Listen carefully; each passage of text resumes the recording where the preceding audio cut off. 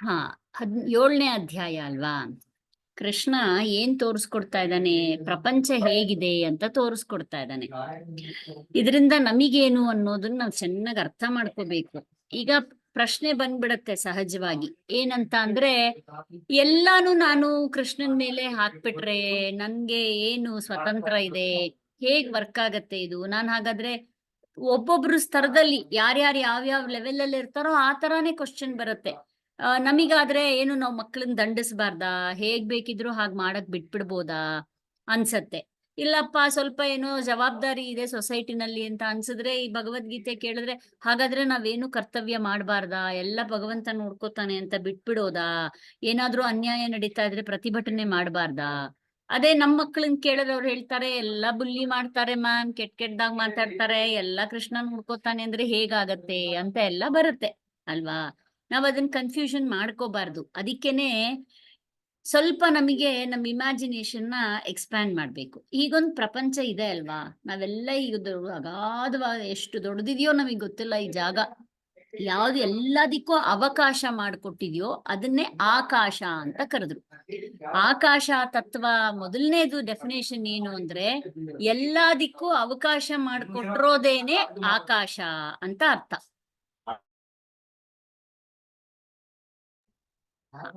So ಆಕಾಶದಲ್ಲಿ ಏನೇನಿದೆ, ನಮ್ ಪೊಸಿಷನ್ ಹೇಗಿದೆ ಅಂತ ಕಲ್ಪನೆ ಮಾಡ್ಕೊಳ್ಳೋಣ. ನಿರಾಧಾರ ಆಕಾಶ, ಆಕಾಶದಲ್ಲಿ ಏನೂ ಯಾವ್ದಕ್ಕೂ ಏನು ಕಾಣೋದೇ ಇಲ್ಲ ಅಲ್ವಾ? ಕಾಣುತ್ತ ಆಕಾಶ? ಆಕಾಶ ಇದೆ ಅಂತ ನಮಗೆ ಹೇಗ್ ಗೊತ್ತಾಗ್ತಾ ಇದೆ ಅಂದ್ರೆ ವಸ್ತು ಇರೋದ್ರಿಂದ. ವಸ್ತು ಇಲ್ದಲೇ ಇದ್ದಿದ್ರೆ ಆಕಾಶ ಇದೆ ಅಂತ ನಮಗೆ ಕಾಣಿಸ್ತಾನೆ ಇರ್ಲಿಲ್ಲ. ಈಗೊಂದು ಕಲ್ಪನೆ ಮಾಡ್ಕೊಳ್ಳೋಣ, ಈ ಆಕಾಶದಲ್ಲಿ ನಾವ್ ಹೇಗಿದೀವಿ ಅಂತ. ನಾವೇನಾದ್ರೂ ದೂರದಿಂದ ಒಂದು ಎಷ್ಟೋ ಕೋಟಿ ಮೈಲಿ ದೂರದಿಂದ ನಿಂತು ನೋಡಬಹುದು ಅಂದ್ರೆ ಹೀಗಿದೆ ನಮ್ದು ಪರಿಸ್ಥಿತಿ. ನಾವು ದಿನನಿತ್ಯ ವ್ಯವಹಾರ ಮಾಡ್ಬೇಕಂದ್ರೆ ನಾವ್ ಹೀಗೆ ಮಾಡ್ತಾ ಇದೀವಿ. ನಾವು ಮೇಲಿದ್ದು ಕೆಲವ್ರು ಮೇಲ್ ನಿಂತ್ಕೊಂಡಿದೀವಿ, ಕೆಲವ್ರು ಈ ಕಡೆಗಿದ್ದಾರೆ, ಒಬ್ರು ಬೀಳ್ತಾ ಇಲ್ಲ. ಇಲ್ಲಿ ನೋಡ್ಬೇಕಿದ್ದಾಗ ನೋಡಿ ಹೇಗಿದೆ ಇಲ್ಲಿ ಚಿತ್ರಣ. ನಮ್ ಶರೀರ ಕೆಲಸ ಮಾಡ್ಬೇಕು ಅಂತ ಅಂದ್ರೆ, ಶರೀರ ಹುಟ್ಟಿರೋದೇ ಪೃಥ್ವಿ ಮೇಲೆ. ಪೃಥ್ವಿ ಮೇಲೆ ಹುಟ್ಟಿದೆ. ಪೃಥ್ವಿ ಮೇಲೆ ಹುಟ್ಟಿರೋದ್ರಿಂದ ಇದರಲ್ಲಿ ಪಾರ್ಥಿವ ಅಂಶ ಜಾಸ್ತಿ. ಪಂಚಮಹಾಭೂತ ನೋಡಿದ್ವಿ ನಾವು, ಪಾರ್ಥಿವ ಅಂಶ ಜಾಸ್ತಿ. ಗುರು ಅಂದ್ರೆ ಭಾರವಾಗಿರೋ ಅಂಶ ಜಾಸ್ತಿ. ಹಾಗಂತ ಮಿಕ್ಕಿದ 4 ಭೂತ ಇಲ್ವಾ? ಇದೆ. ಯಾವುದು?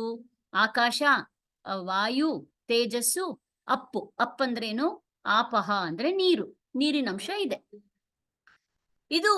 ಇದರಿಂದ ನಮ್ ಶರೀರ ಆಗಿದೆ. ಸ್ಥೂಲ ಶರೀರ ಏನ್ ಮುಟ್ಕೊಂಡು ನೋಡ್ತಾ ಇದೀವಿ ನಾವು, ಈ ಶರೀರ ಇದರಿಂದ ಆಗಿದೆ. ಆದ್ರೆ ಇಫ್ ಯು ಕ್ಯಾನ್ ಇಮ್ಯಾಜಿನ್, ಇದು ಒಂದು ಹಾರ್ಡ್ವೇರ್ ಇದ್ದಂಗೆ. ಒಂದು ಮೊಬೈಲ್ ತಗೊಂಡ್ರೆ ಹೊರಗಡೆಗೆಲ್ಲ ಕೇಸ್ ಇರುತ್ತೆ ಅಲ್ವಾ?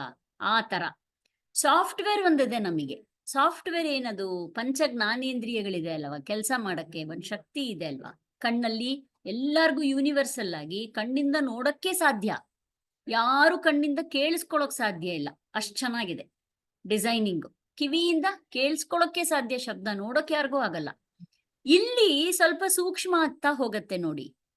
ನಾನು ನೋಡ್ಬೇಕು, ಕಣ್ಣಿನಿಂದ ನೋಡ್ಬೇಕು ಅಂದ್ರೆ ಕೇವಲ ಪೃಥ್ವಿ ಶಕ್ತಿ ಸಾಕಾಗಲ್ಲ ನನ್ಗೆ. ನನ್ನ ಕನೆಕ್ಷನ್ನು ಅಲ್ಲಿ ಅಂತರಿಕ್ಷದ ಜೊತೆಗಿದೆ. ಸೂರ್ಯನ್ಗೆ ಮತ್ತೆ ನನ್ನ ಕಣ್ಣಿನ ಶಕ್ತಿಗೆ ಅಗಾಧವಾಗಿರೋ ಸಂಬಂಧ ಇದೆ. ಬರೀ ಸೂರ್ಯ ಇದ್ಬಿಟ್ರುನು ಅವನ ಶಕ್ತಿ ಪಡೆಯೋರು ಯಾರು? ಅಲ್ಲಿ ಪೃಥ್ವಿ ಮೇಲೆ ಇಲ್ದಲೇ ಇದ್ರೆ ಶಕ್ತಿ ಪಡೆಯಕ್ಕಾಗಲ್ಲ. ನನಗೆ ವರ್ಕ್ ಮಾಡಕ್ಕೆ ಮೆಕ್ಯಾನಿಸಮ್ ಪೃಥ್ವಿನಲ್ಲಿ ಕಲ್ಪಿಸಿದಾನೆ ಪರಮಾತ್ಮ. ಶಕ್ತಿ ಮಾತ್ರ ಅಂತರಿಕ್ಷದಿಂದ ಸಿಗ್ತಾ ಇದೆ. ಕೇವಲ ನಾನಿದ್ಕೊಂಡು ಅಂತರಿಕ್ಷದಲ್ಲಿ ಸೂರ್ಯ ಇಲ್ದಿದ್ರೂ ನಾನು ಪೃಥ್ವಿ ಮೇಲೆ ಕೆಲಸ ಮಾಡಕ್ಕಾಗಲ್ಲ. ಕೇವಲ ಸೂರ್ಯ ಇದ್ದು ಪೃಥ್ವಿಲಿ ಯಾರು ಇಲ್ಲ ಅಂದ್ರೆ ಸೂರ್ಯ ಯಾಕಿರ್ಬೇಕಿತ್ತು? ಸೊ ನನಗೆ ಇವತ್ತಿಗೂ ಕೂಡ ನಮಗೆಲ್ಲ ಬರುತ್ತೆ. ಒಂದು ನಾವು ರಾಮನ್ ಕಥೆ ಕೇಳ್ತಾ ಇದ್ರೆ, ಕೃಷ್ಣನ್ ಕಥೆ ಕೇಳ್ತಾ ಇದ್ರೆ ಅದನ್ನ ಅರ್ಥ ಮಾಡ್ಕೊಳ್ಬೇಕು. ಅವರ ಒಂದು ಡಿಸಿಷನ್ ತಗೊಳ್ಳೋ ಪವರು ಅಥವಾ ಅಲ್ಲಿ ಬರೋ ಸಂದರ್ಭನ ಅರ್ಥ ಮಾಡ್ಕೊಳ್ಬೇಕಂದ್ರೆ ನಾವು ಕೇವಲ ಪೃಥ್ವಿಯಲ್ಲಿದ್ದು ವ್ಯವಹಾರ ದೃಷ್ಟಿನಲ್ಲೇ ಅರ್ಥ ಮಾಡ್ಕೊಂಡ್ರೆ ಅರ್ಥ ಆಗಲ್ಲ. ಕೇವಲ ದೈವಿ ಲೋಕದಲ್ಲಿ ಕಲ್ಪನೆ ಆಗಿರೋ ಏನೋ ದೇವಲೋಕ ಇದೆ ಅಂತ ದೈವಿ ಲೋಕದಲ್ಲಿ ನಿಂತ್ಕೊಂಡು ನೋಡಿದ್ರೂ ಅರ್ಥ ಆಗಲ್ಲ. ಯಾಕೆ ಹಾಗಾಗಿದೆ ಅಂದ್ರೆ ನಮ್ದು ಕೂಡ ಡಿಸೈನಿಂಗ್ ಹಾಗೆ ಇದೆ. ನಾವು ಪೃಥ್ವಿ ಮೇಲೆ ಕೆಲಸ ಮಾಡ್ತಾ ಇರ್ಬೇಕಾದ್ರೆ ಮಾನವರ ಹಾಗೆ ಕಾಣಿಸ್ತೀವಿ, ಆದ್ರೆ ದಿವ್ಯ ಶಕ್ತಿಗಳು ಹೊಂದ್ಕೊಂಡಿದೀವಿ. ಆ ದಿವ್ಯ ಶಕ್ತಿಗಳು ಪ್ರಕಟ ಆಗ್ಬೇಕು ಅಂದ್ರೆ ನಮಗೆ ಪೃಥ್ವಿನೇ ಬೇಕು. ಆದ್ರೆ ಕೇವಲ ಪೃಥ್ವಿನಲ್ಲಿ ನಾವು ಕೆಲಸ ಮಾಡ್ತಾ ಇಲ್ಲ. This is the action between humans and divine power. ಇವರಿಬ್ರೂ ಸೇರ್ಕೊಂಡಿದ್ದಾರೆ. ಮಾನವನಲ್ಲಿ ದಿವ್ಯ ಶಕ್ತಿಗಳಿದೆ. ಮಾನವ ಇರೋದು ದಿವ್ಯ ಪುರಿನಲ್ಲಿ. ಪುರಿ ಅಂದ್ರೆ ಏನು? ಪ್ರಪಂಚ ಅಥವಾ ನಗರ. ನಾವೆಲ್ಲ ವಾಸ ಆಗ್ತಾ ಇರೋದು ದೇವತೆಗಳ ನಗರದಲ್ಲಿ. ದೇವತೆಗಳು ಎಲ್ಲಿ ವಾಸ ಆಗಿದ್ದಾರೆ? ನಮ್ಮ ಒಳಗ್ ವಾಸ ಆಗಿದ್ದಾರೆ. ಇದು ಕನೆಕ್ಷನ್ ಇದೆ. ಆದ್ರಿಂದ ನಮ್ಮನ್ನ ನಾವು ಅರ್ಥ ಮಾಡ್ಕೊಳ್ಬೇಕು. ಪ್ರಪಂಚನ ಅರ್ಥ ಮಾಡ್ಕೊಳ್ಬೇಕಂದ್ರೆ ಕೇವಲ ಪೃಥ್ವಿ ಅಂಶದ ಮೇಲೆ ನಿಂತ್ಕೊಂಡು ನಾವು ನೋಡೋ ಹಾಗೇ ಇಲ್ಲ. ಅದನ್ನ ದಾಟಿ ಕನೆಕ್ಷನ್ ಹೇಗಿದೆ ಅಂತ ಅರ್ಥ ಮಾಡ್ಕೊಳ್ಬೇಕು. ಈಗ ಆಯ್ತು, ಅರ್ಥ ಆಯ್ತು ನನಗೆ. ನನ್ನ ಕೆಲಸ ಆಗ್ಬೇಕಂದ್ರೆ there is direct relationship between ನಾವು ಮತ್ತೆ ದೇವತೆಗಳು. ನಮ್ಮಲ್ಲಿ ಏನ್ ಕರೆದಿದ್ದಾರೆ? ದೇವತೆ ಅನ್ನೋ ಪದಕ್ಕೆ ತುಂಬಾ ಅರ್ಥ ಇದೆ. ಒಂದು ದೇವತೆ ಅಂದ್ರೆ ಬೆಳಗಿ ತೋರ್ಸೋದು ಅಂತ ಅರ್ಥ. ಬೆಳಗೋದು ಅಂದ್ರೆ ಏನು? ಲೈಟ್ ಮಾಡೋದು. ಲೈಟಿಂಗ್ ಅಂತ ಏನಂತಾರೆ ಅದು ಇಂಗ್ಲಿಷ್ ಅಲ್ಲಿ, ಅದೇ ಬೆಳಗುವುದು ಅಂತ. ಯಾವ್ದು ಕಾಸ್ಮಿಕ್ ಎಲಿಮೆಂಟ್ಸ್ ಬೆಳಗಿ ನಮಗೆ ತೋರಿಸ್ತಾ ಇದೆಯೋ ಅದು ದೇವತೆಗಳು ಅಂತ ಕರೆದಿದ್ದಾರೆ. ಶಬ್ದ ದೇವತೆ. ಯಾಕೆ ಅಂದ್ರೆ ಎಕ್ಸ್ಟ್ರಾ ಬೆಳಗಿ ತೋರ್ಸತ್ತೆ. ಈ ವಸ್ತು ಇಲ್ಲಿದೆ, ಈ ವಸ್ತು ಹೀಗಿದೆ, ಇದ್ರದ್ದು ಆಕಾರ ಹೀಗಿದೆ. ಶಬ್ದ ಇಲ್ದಿದ್ರೆ ವ್ಯವಹಾರನೇ ಆಗೋಲ್ಲ. ನಾವ್ ಎಲ್ಲಿ ನೋಡಿ ವ್ಯವಹಾರ ಮಾಡ್ಬೇಕಾದ್ರೆ ಕೇರ್ಫುಲ್ ಆಗಿ ನಾವು ಅನಲೈಸ್ ಮಾಡ್ಬೇಕು. ತೋರಿಸ್ತಾ ಇದ್ದೀನಿ ಬುಕ್ ಅಂತ, ಹೇಳ್ತಾ ಇರೋದು ಶಬ್ದನ. ಶಬ್ದದ ಹೇಳೋದ್ರಿಂದ ಬುಕ್ ಅನ್ನೋ ಕಲ್ಪನೆ ಬರುತ್ತೆ ನಮಗೆ. ನಾನು ಡೈರೆಕ್ಟ್ ಆಗಿ ಬುಕ್ ಅನ್ನೋದನ್ನ ತೋರ್ಸಕ್ಕಾಗಲ್ಲ. ಹೇಗ್ ತೋರಿಸ್ಲಿ? ನಾನು ಹೀಗೆ ಹಿಡ್ಕೊಳ್ತೀನಿ, ಬುಕ್ ಅನ್ನೋದನ್ನೇ ಹೀಗೆ ಹಿಡ್ಕೊಳ್ತೀನಿ. ಅದೇನು ಅಂತ ಕೇಳ್ತೀವಿ ನಾವು ಫಸ್ಟಿಗೆ. ಸೊ ಶಬ್ದ ಪರಿಚಯ ಮಾಡಿಸಿ ಕೊಡ್ತಾ ಇದೆ ಅರ್ಥನ. ಸೊ ಈ ಶಬ್ದ ಅರ್ಥದ ಮೇಲದಿಂದ ಜೊತೆಲಿರೋದ್ರಿಂದ ಪ್ರಪಂಚ ಬಂದು ಕಾಣಿಸ್ತಾ ಇದೆ, ನಮಗೆ ತೋರ್ ಬರ್ತಾ ಇದೆ. ಸೊ ಅದಕ್ಕೆ ನಮ್ದು ಆಕ್ಟಿವಿಟಿ, ನಮ್ದು ದಿನನಿತ್ಯ, ನನ್ನ ಎಕ್ಸಿಸ್ಟೆನ್ಸೇನೆ ದೇವತೆಗಳ ಮೇಲೆ ಡಿಪೆಂಡ್ ಆಗಿದೆ. ದೇವತೆಗಳ ಎಕ್ಸಿಸ್ಟೆನ್ಸು ಮನುಷ್ಯರ ಮೇಲೆ ಡಿಪೆಂಡ್ ಆಗಿದೆ. ಯಾಕೆ? ಬೇರೆ ಬೇರೆ ಪ್ರಕೃತಿ ಬೇರೆದ್ರ ಮೇಲೆ ಡಿಪೆಂಡ್ ಆಗಿಲ್ವಾ ಅಂದ್ರೆ ಆಗಿದೆ. ಆದ್ರೆ ಕೇವಲ ಮನುಷ್ಯನಿಗೆ ಮಾತ್ರ ಮನುಷ್ಯತ್ವ ದಾಟಿ ಸಂಪೂರ್ಣ ದೈವತ್ವದ ನನ್ನಲ್ಲಿದೆ ಅಂತ ನೋಡ್ಕೊಳ್ಳೋಕ್ ಸಾಧ್ಯ ಇದೆ. ಆಯ್ತಾ? ಈಗ ನೋಡೋಣ ನಮ್ಮಲ್ಲಿ ಹೇಗಿದೆ. ಹೊರಗಡೆಯಿಂದ ಏನೇನ್ ನಮಗ್ ಸಿಗ್ತಾ ಇದೆಯೋ ಅದರಿಂದ ನಮ್ಮ ಸ್ಥೂಲ ಶರೀರಕ್ಕೆ ಒಂದೇ ತರ ಎಫೆಕ್ಟ್ ಆಗ್ತಾ ಇದೆ. ನಾ ಅವಾಗ್ಲೇ ಹೇಳಿದೆ ಅಲ್ವಾ, ಕಣ್ಣಿನ ಸೂರ್ಯನ ಬೆಳಕಿನಿಂದ ಎಲ್ರಿಗೂ ಕೂಡ ಯೂನಿಫಾರ್ಮ್ ಆಗಿ ಕಣ್ಣಿನಿಂದ ನೋಡಕ್ಕೆ ಸಾಧ್ಯ. ಯಾವ ಹ್ಯೂಮನ್ ಬೀಯಿಂಗ್ ಇಲ್ಲಿ ತನಕನೂ ಕೂಡ ಕಣ್ಣಿನಿಂದ ಕೇಳಿಸ್ಕೊಂಡಿದ್ದಾನೆ ಅನ್ನೋದಿಲ್ಲ. ಎಲ್ರಿಗೂ ಹೀಗೆ ಇದೆ. ಆದ್ರೆ the beauty lies here, uniqueness lies here. ಹೊರಗಡೆಯಿಂದ ಪಂಚಮಹಾಭೂತದಿಂದ ಏನೇನ್ ಶಕ್ತಿ ಪಡಿತಾ ಇದ್ದಾನೋ ಅವನಿಗೆ ಒಳಗಡೆಗೊಂದು ಪ್ರಪಂಚ ಆಗ್ತದೆ. ಆ ಒಳಗಡೆ ಪ್ರಪಂಚಕ್ಕೆ ಯಾರಿಗೂ ಪ್ರವೇಶ ಇಲ್ಲ. ಯಾವ ಸೂರ್ಯನ ಶಕ್ತಿ ಇವನಿಗೆ ಒಳಗ್ ತನಕ ಪ್ರವೇಶ ಮಾಡ್ತಾ ಇದೆಯೋ ಆ ಸೂರ್ಯನಿಗೆ ಮಾತ್ರ ಗೊತ್ತಾಗತ್ತೆ ಇವನು ನನ್ನ ಶಕ್ತಿ ಬಳಸ್ಕೊಂಡು ಏನ್ ಕೆಲಸ ಮಾಡ್ತಾ ಇದ್ದಾನೆ. ಯಾವ ಆಕಾಶ ತತ್ವದಿಂದ ನಾವು ಶಬ್ದ ಕೇಳಿಸ್ಕೊತಾ ಇದೀವೋ ಆ ಆಕಾಶ ಶಬ್ದಕ್ಕೆ ಮಾತ್ರ ಗೊತ್ತಾಗತ್ತೆ ಪ್ರತಿಯೊಂದು ಮನುಷ್ಯನ ಒಳಗಡೆಗೆ ಶಬ್ದ ಕೇಳುವಿಕೆಯಿಂದ ಅವನಲ್ಲಿ ಭಾವ ಏನ್ ಜನರೇಟ್ ಆಗ್ತಾ ಇದೆ. ಎಲ್ಲಾನು ಹೀಗಿದೆ. ರಸ ಎಲ್ರಿಗೂ ಕೂಡ ಊಟ ಒಂದೇ ತರ ಬಳಸಿರ್ತಾರೆ ಅಮ್ಮ. ಆದ್ರೆ ಎಲ್ಲಿ ವ್ಯತ್ಯಾಸ ಆಗತ್ತೆ?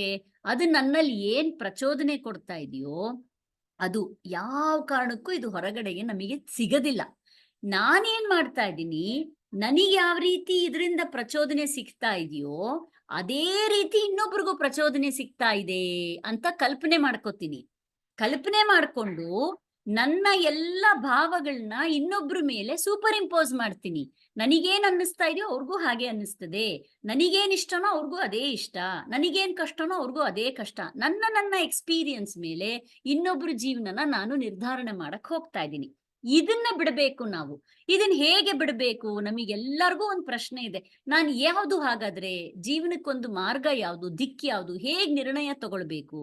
ನಾನು ಯಾವಾಗ್ಲೂ ಒಂದು ಉದಾಹರಣೆ ಕೊಡ್ತೀನಿ. ವಂಡರ್ಫುಲ್ ಉದಾಹರಣೆ ನೇಚರ್ ಇಂದ ಬರೋದು ಅಂದ್ರೆ the relationship between the tree and the soil. ಯಾವುದೇ ಮರ ನೋಡಿ ತಾನ್ ಬದುಕಬೇಕು ಅಂದ್ರೆ ಖಂಡಿತ ಅದಕ್ಕೆ ಯಾವಾಗ್ಲೂ ಭೂಮಿ ಜೊತೆ ಸಂಪರ್ಕ ಇರಲೇಬೇಕು. ಎಲ್ಲ ಒಂದು ಮಾವಿನ ಬೀಜ, ಒಂದು ಬೇವಿನ ಬೀಜ, ಆಮೇಲೆ ಒಂದು ಹಲಸಿನ ಬೀಜ ಹಾಕೋಣ. ಎಲ್ಲದಕ್ಕೂ ಹೊರಗಡೆಯಿಂದ ನಮಗ್ ಹೇಗೆ 5 ಪಂಚಭೂತಗಳಿಂದ ಶಕ್ತಿ ಸಿಗ್ತಿದೆಯೋ ಯೂನಿಫಾರ್ಮ್ ಆಗಿ ಅದಕ್ಕೂ ಅದೇ ಶಕ್ತಿ ಸಿಗ್ತಾ ಇದೆ. ಎಲ್ಲವೂ ತಾನೇ ನಿರ್ಣಯ ತಗೊಳ್ಬಹುದಾಗಿದ್ದಿದ್ರೆ ಯೂನಿಕ್ನೆಸ್ ಬರ್ತಾ ಇರಲಿಲ್ಲ. ವಿಶಿಷ್ಟವಾಗಿರುವಂತಹ ಶಕ್ತಿ ಮಾವಿನ ಬೀಜದಲ್ಲಿ ಹೇಗೆ ಬಂತು ಅಂದ್ರೆ, ಮಾವಿನ ಮರಾನೇ ಹೇಗೆ ಉದ್ಭವ ಆಯ್ತು, ಎಷ್ಟು ದೊಡ್ಡದಾಗ್ಬಿಡುತ್ತಲ್ಲ, ಅದ್ರೊಳಗಡೆ ಅಡಗಿತ್ತು. ಈಗ ನಾ ಲಾಸ್ಟ್ ಟೈಮ್ ಹೇಳ್ದ ಪರಮಾತ್ಮ, ಬೀಜಂ ಮಾಂ ಸರ್ವಭೂತಾನ, ಬೀಜ ರೂಪದಲ್ಲಿ ಕೂತ್ಕೊಂಡಿದ್ದೀನಿ. ಕರೆಕ್ಟಾಗಿ ಅದಕ್ಕೆ ಪೋಷಣೆ ಸಿಕ್ಕರೆ ಹೇಗೆ ಒಂದು ಬೀಜದಿಂದ ಮಾವಿನ ಮರ ಬರುತ್ತೋ ಹಾಗೆ ನಮ್ಮಿಂದ ಲೈಫ್, ಡಿವೈನ್ ಲೈಫ್ ಪ್ರೊಟ್ರ್ಯೂಡ್ ಆಗತ್ತೆ. ಈಗ ಅದೇನ್ ಮಾಡತ್ತೆ, ಮಾವಿನ ಬೀಜ ತನ್ನ ಒಂದು ಯೂನಿಕ್ನೆಸ್ಸಿಗೋಸ್ಕರ ಅಲ್ಲಿ ಭೂಮಿ ಜೊತೆಗೆ ಸಂಪರ್ಕ ಬೆಳೆಸ್ಕೊಳ್ಳುತ್ತೆ. There is a wonderful silent communication that happens between the roots and the soil. ಅದಕ್ಕೆ ಪೃಥ್ವಿ ಮಾತೆ ಅಂತ ಕರೆದಿದ್ದಾರೆ ನಮ್ಮಲ್ಲಿ. ಆ ತಾಯಿ ಏನ್ ಮಾಡ್ತಾಳೆ, ತನ್ನ ಶಿಶುನ ಗರ್ಭದಲ್ಲಿ ಇಟ್ಕೊಂಡು ಆ ಶಿಶುನಲ್ಲಿ ಅಡಗಿರುವಂತಹ ದಿವ್ಯವಾದ ಕ್ವಾಲಿಟೀಸ್ನ ಹೊರಗೆ ತೆಗಿಲಿಕ್ಕೆ ಪ್ರಚೋದನೆ ಕೊಡ್ತಾಳೆ. ಅದಕ್ಕೆ ವಂಡರ್ಫುಲ್ ಥಾಟ್ಸ್ ಬರುತ್ತೆ ಆ ಬೀಜಕ್ಕೆ, ಹೌದು ನನ್ನಲ್ಲಿರೋ ಶಕ್ತಿ ಇದು, ಇಂತಹದ್ದನ್ನೇ ನಾನು ಹೊರಗೆ ತರಬೇಕು. ಅದೇ ಭೂಮಿ ತಾಯಿ ಅದೇ ತರ ಶಕ್ತಿನ ಆ ಒಂದು ಹಲಸಿನ ಬೀಜಕ್ಕೆ ಕೊಡ್ತಾಳೆ. ನೀನ್ ಮಾವಿನ ಬೀಜದ ತರ ಇರೋ ಅವಶ್ಯಕತೆ ಇಲ್ಲ, ಎಲ್ಲಾ ಶಕ್ತಿ ಪಡ್ಕೋ, ಬಟ್ ನಿನ್ನಲ್ಲಿ ನೀನ್ ನೋಡ್ಕೊ. ಅದಕ್ಕೊಂದು ನಾವು ಹ್ಯೂಮನ್ ಕಲ್ಪನೆ ಕೊಡ್ಬೇಕು ಅಂದ್ರೆ, ನಿನ್ನಲ್ಲಿ ಇಂಟ್ರೋಸ್ಪೆಕ್ಟ್ ಮಾಡ್ಕೊ, ನಿನ್ನಲ್ಲಿರೋ ಶಕ್ತಿನ ನೀನು ಉದ್ಭವ ಮಾಡಕ್ ಬಂದಿದ್ಯಾ, ಹೌದು. ಅದಕ್ಕೆ ಫುಲ್ ಕಾನ್ಫಿಡೆನ್ಸ್ ಸಿಗುತ್ತೆ, ಅದು ಹಲಸಿನ ಬೀಜ ಆಗಿ ಬರುತ್ತೆ. ಇದೇ ತರಾನೇ ಮನುಷ್ಯರಿಗೆ ಧರ್ಮಶಾಸ್ತ್ರದಲ್ಲಿ ಅಥವಾ ನಮ್ಮ ವೇದದಲ್ಲೇನೆ ಒಂದು ಗೋಲ್ ಇಟ್ಟಿದ್ದಾರೆ ಜೀವನಕ್ಕೆ. ಎಜುಕೇಶನ್ ಜೀವನಕ್ಕೆ ಅಂತಂದ್ರೆ ಬರೀ ಎಜುಕೇಶನ್ ಅಂದ್ರೆ ನಾವು ಬರೀ ಇವತ್ತೇನ್ ಕಲ್ಪನೆ ಮಾಡ್ಕೊಂಡಿದೀವಿ ಅದು ತಗೊಳ್ಬಾರ್ದು. ನಮ್ಮಲ್ಲಿ ಏನ್ ಹೇಳಿದ್ದಾರೆ, ನಿನ್ನ ವಿದ್ಯೆ ಯಾವಾಗ ಮುಗಿಯತ್ತೆ ಅಂತ ಹೇಳಿದ್ದಾರೆ. ನಮಗೆ 2 ಗೋಲ್ ಕೊಟ್ಟಿದ್ದಾರೆ. ಜೀವನದ ಉದ್ದೇಶ ಏನು, ನಿನಗ್ ಯಾವಾಗ ಆ ಉದ್ದೇಶ ಕಂಪ್ಲೀಟ್ ಆಯ್ತು. ಜೀವನದ ಉದ್ದೇಶ ಏನ್ ಗೊತ್ತಾ, ನಾನ್ ಎಂದಿಗೂ ಹುಟ್ಟಿಲ್ಲ, ಯಾವಾಗ್ಲೂ ಸಾಯಕ್ ಸಾಧ್ಯ ಇಲ್ಲ, ನಾನು ಅಮೃತಃ ಅಸ್ಮಿ, ನಾನು ಮೃತ್ಯುವಿಗೆ ದಾಟಿರುವಂತಹದ್ದು, ಈ ಜಗತ್ತಿಗೆ ಕಾರಣ ಆಗಿರೋದು ನನ್ನ ಸ್ವರೂಪ. ಇದು ಕಂಡುಕೊಳ್ಳೋದು ನಿನ್ನ ಜೀವನದ ಗುರಿ. ಇದು ಕಂಡುಕೊಂಡ ಮೇಲೆ ನಿನ್ನ ಎಜುಕೇಶನ್ ಕಂಪ್ಲೀಟ್ ಆಗತ್ತೆ. ಅಲ್ಲಿ ತನಕ ಪ್ರತಿನಿತ್ಯ ನೀನು ಓದಬೇಕು. ನಾವೇನ್ ಮಾಡ್ಕೊಂಡ್ಬಿಟ್ಟಿದೀವಿ, ಕಾಲೇಜ್ ತಗೊಂಡು ಸ್ಕೂಲ್ ಲೆವೆಲ್ ಮುಗಿಸಿ, ಕಾಲೇಜ್ ಬಂದು ಎಕ್ಸಾಮ್ ಮುಗಿಸಿ, ಡಿಗ್ರಿ ಸರ್ಟಿಫಿಕೇಟ್ ಬಂದು ಒಳ್ಳೆ ಕಡೆ ಕೆಲಸ ಸಿಗೋದಾದ್ಮೇಲೆ ಎಜುಕೇಶನ್ ಕಂಪ್ಲೀಟ್ ಅನ್ಕೊಂಡಿದೀವಿ. ಪರಮ ಮೂರ್ಖತನ ಇದು. ಆದ್ರಿಂದ ಎಜುಕೇಶನ್ ಅಂದ್ರೆ ಏನು ಅಂದ್ರೆ, ನೀನು ಎಲ್ಲಾ ತರದ ಕರ್ಮ ಮಾಡ್ತಾ ಮಾಡ್ತಾ ನಿನಗೇನಾಗ್ಬೇಕು, 3 ಕೊಟ್ಟಿದ್ದಾರೆ. ಸ್ಥೂಲ ಶರೀರದಿಂದ ಉಪಯೋಗಿಸ್ಕೊಂಡು ನಾವು ಕರ್ಮ ಮಾಡ್ತೀವಿ ಎಲ್ಲ. ಅದರಲ್ಲಿ ಓದೋದು ಅನ್ನೋದು ಒಂದು ಕರ್ಮ ಅಷ್ಟೇ. ಪ್ರತಿನಿತ್ಯ ದೈನಂದಿನ ಆಕ್ಟಿವಿಟೀಸ್ ಇರುತ್ತೆ ನಮಗೆ. ಎಲ್ಲಾದ್ರೂ ಹೋಗೋಣ, ಏನಾದ್ರೂ ಮಾಡೋಣ, ಅವತ್ತವತ್ ಪರಿಸ್ಥಿತಿ ನಮಗೆಲ್ಲರಿಗೂ ಬೇರೆ ಬೇರೆ ತರ ಇದೆ. ಕಸ ಗುಡಿಸೋದ್ರಿಂದ ಹಿಡಿದು ದೇಶ ಸೇವೆ ಮಾಡೋ ತನಕ ಆಪರ್ಚುನಿಟಿ ಬಂತ, ಎಲ್ಲ ಕೆಲಸ ಮಾಡೋಣ. ಗೋಲ್ ಏನು ಅಂದ್ರೆ, ನಿನ್ನಲ್ಲಿ ಒಂದು ಶಕ್ತಿ ಅಡಗಿದೆ, ಆ ಶಕ್ತಿ ನಿನಗೆ ಪ್ರತಿನಿತ್ಯ ರಿಯಲೈಸ್ ಆಗ್ಬೇಕು. ಹೌದು, ನಾನ್ ಬಿದ್ರೆ ನಾನು ಎದ್ದೇಳ್ತೀನಿ, ನನ್ಗೇನ್ ತೊಂದರೆ ಆದ್ರೂ ನನ್ನಲ್ಲಿರೋ ಶಕ್ತಿ ಪರಮಾತ್ಮ ಇದ್ದಾನೆ, ನಾನು ಅವನ ಮೇಲೆ ಡಿಪೆಂಡ್ ಆಗ್ತೀನಿ. ಇದು ಪ್ರತಿನಿತ್ಯ ವೃದ್ಧಿ ಆಗಬೇಕು ಮನುಷ್ಯರಲ್ಲಿ.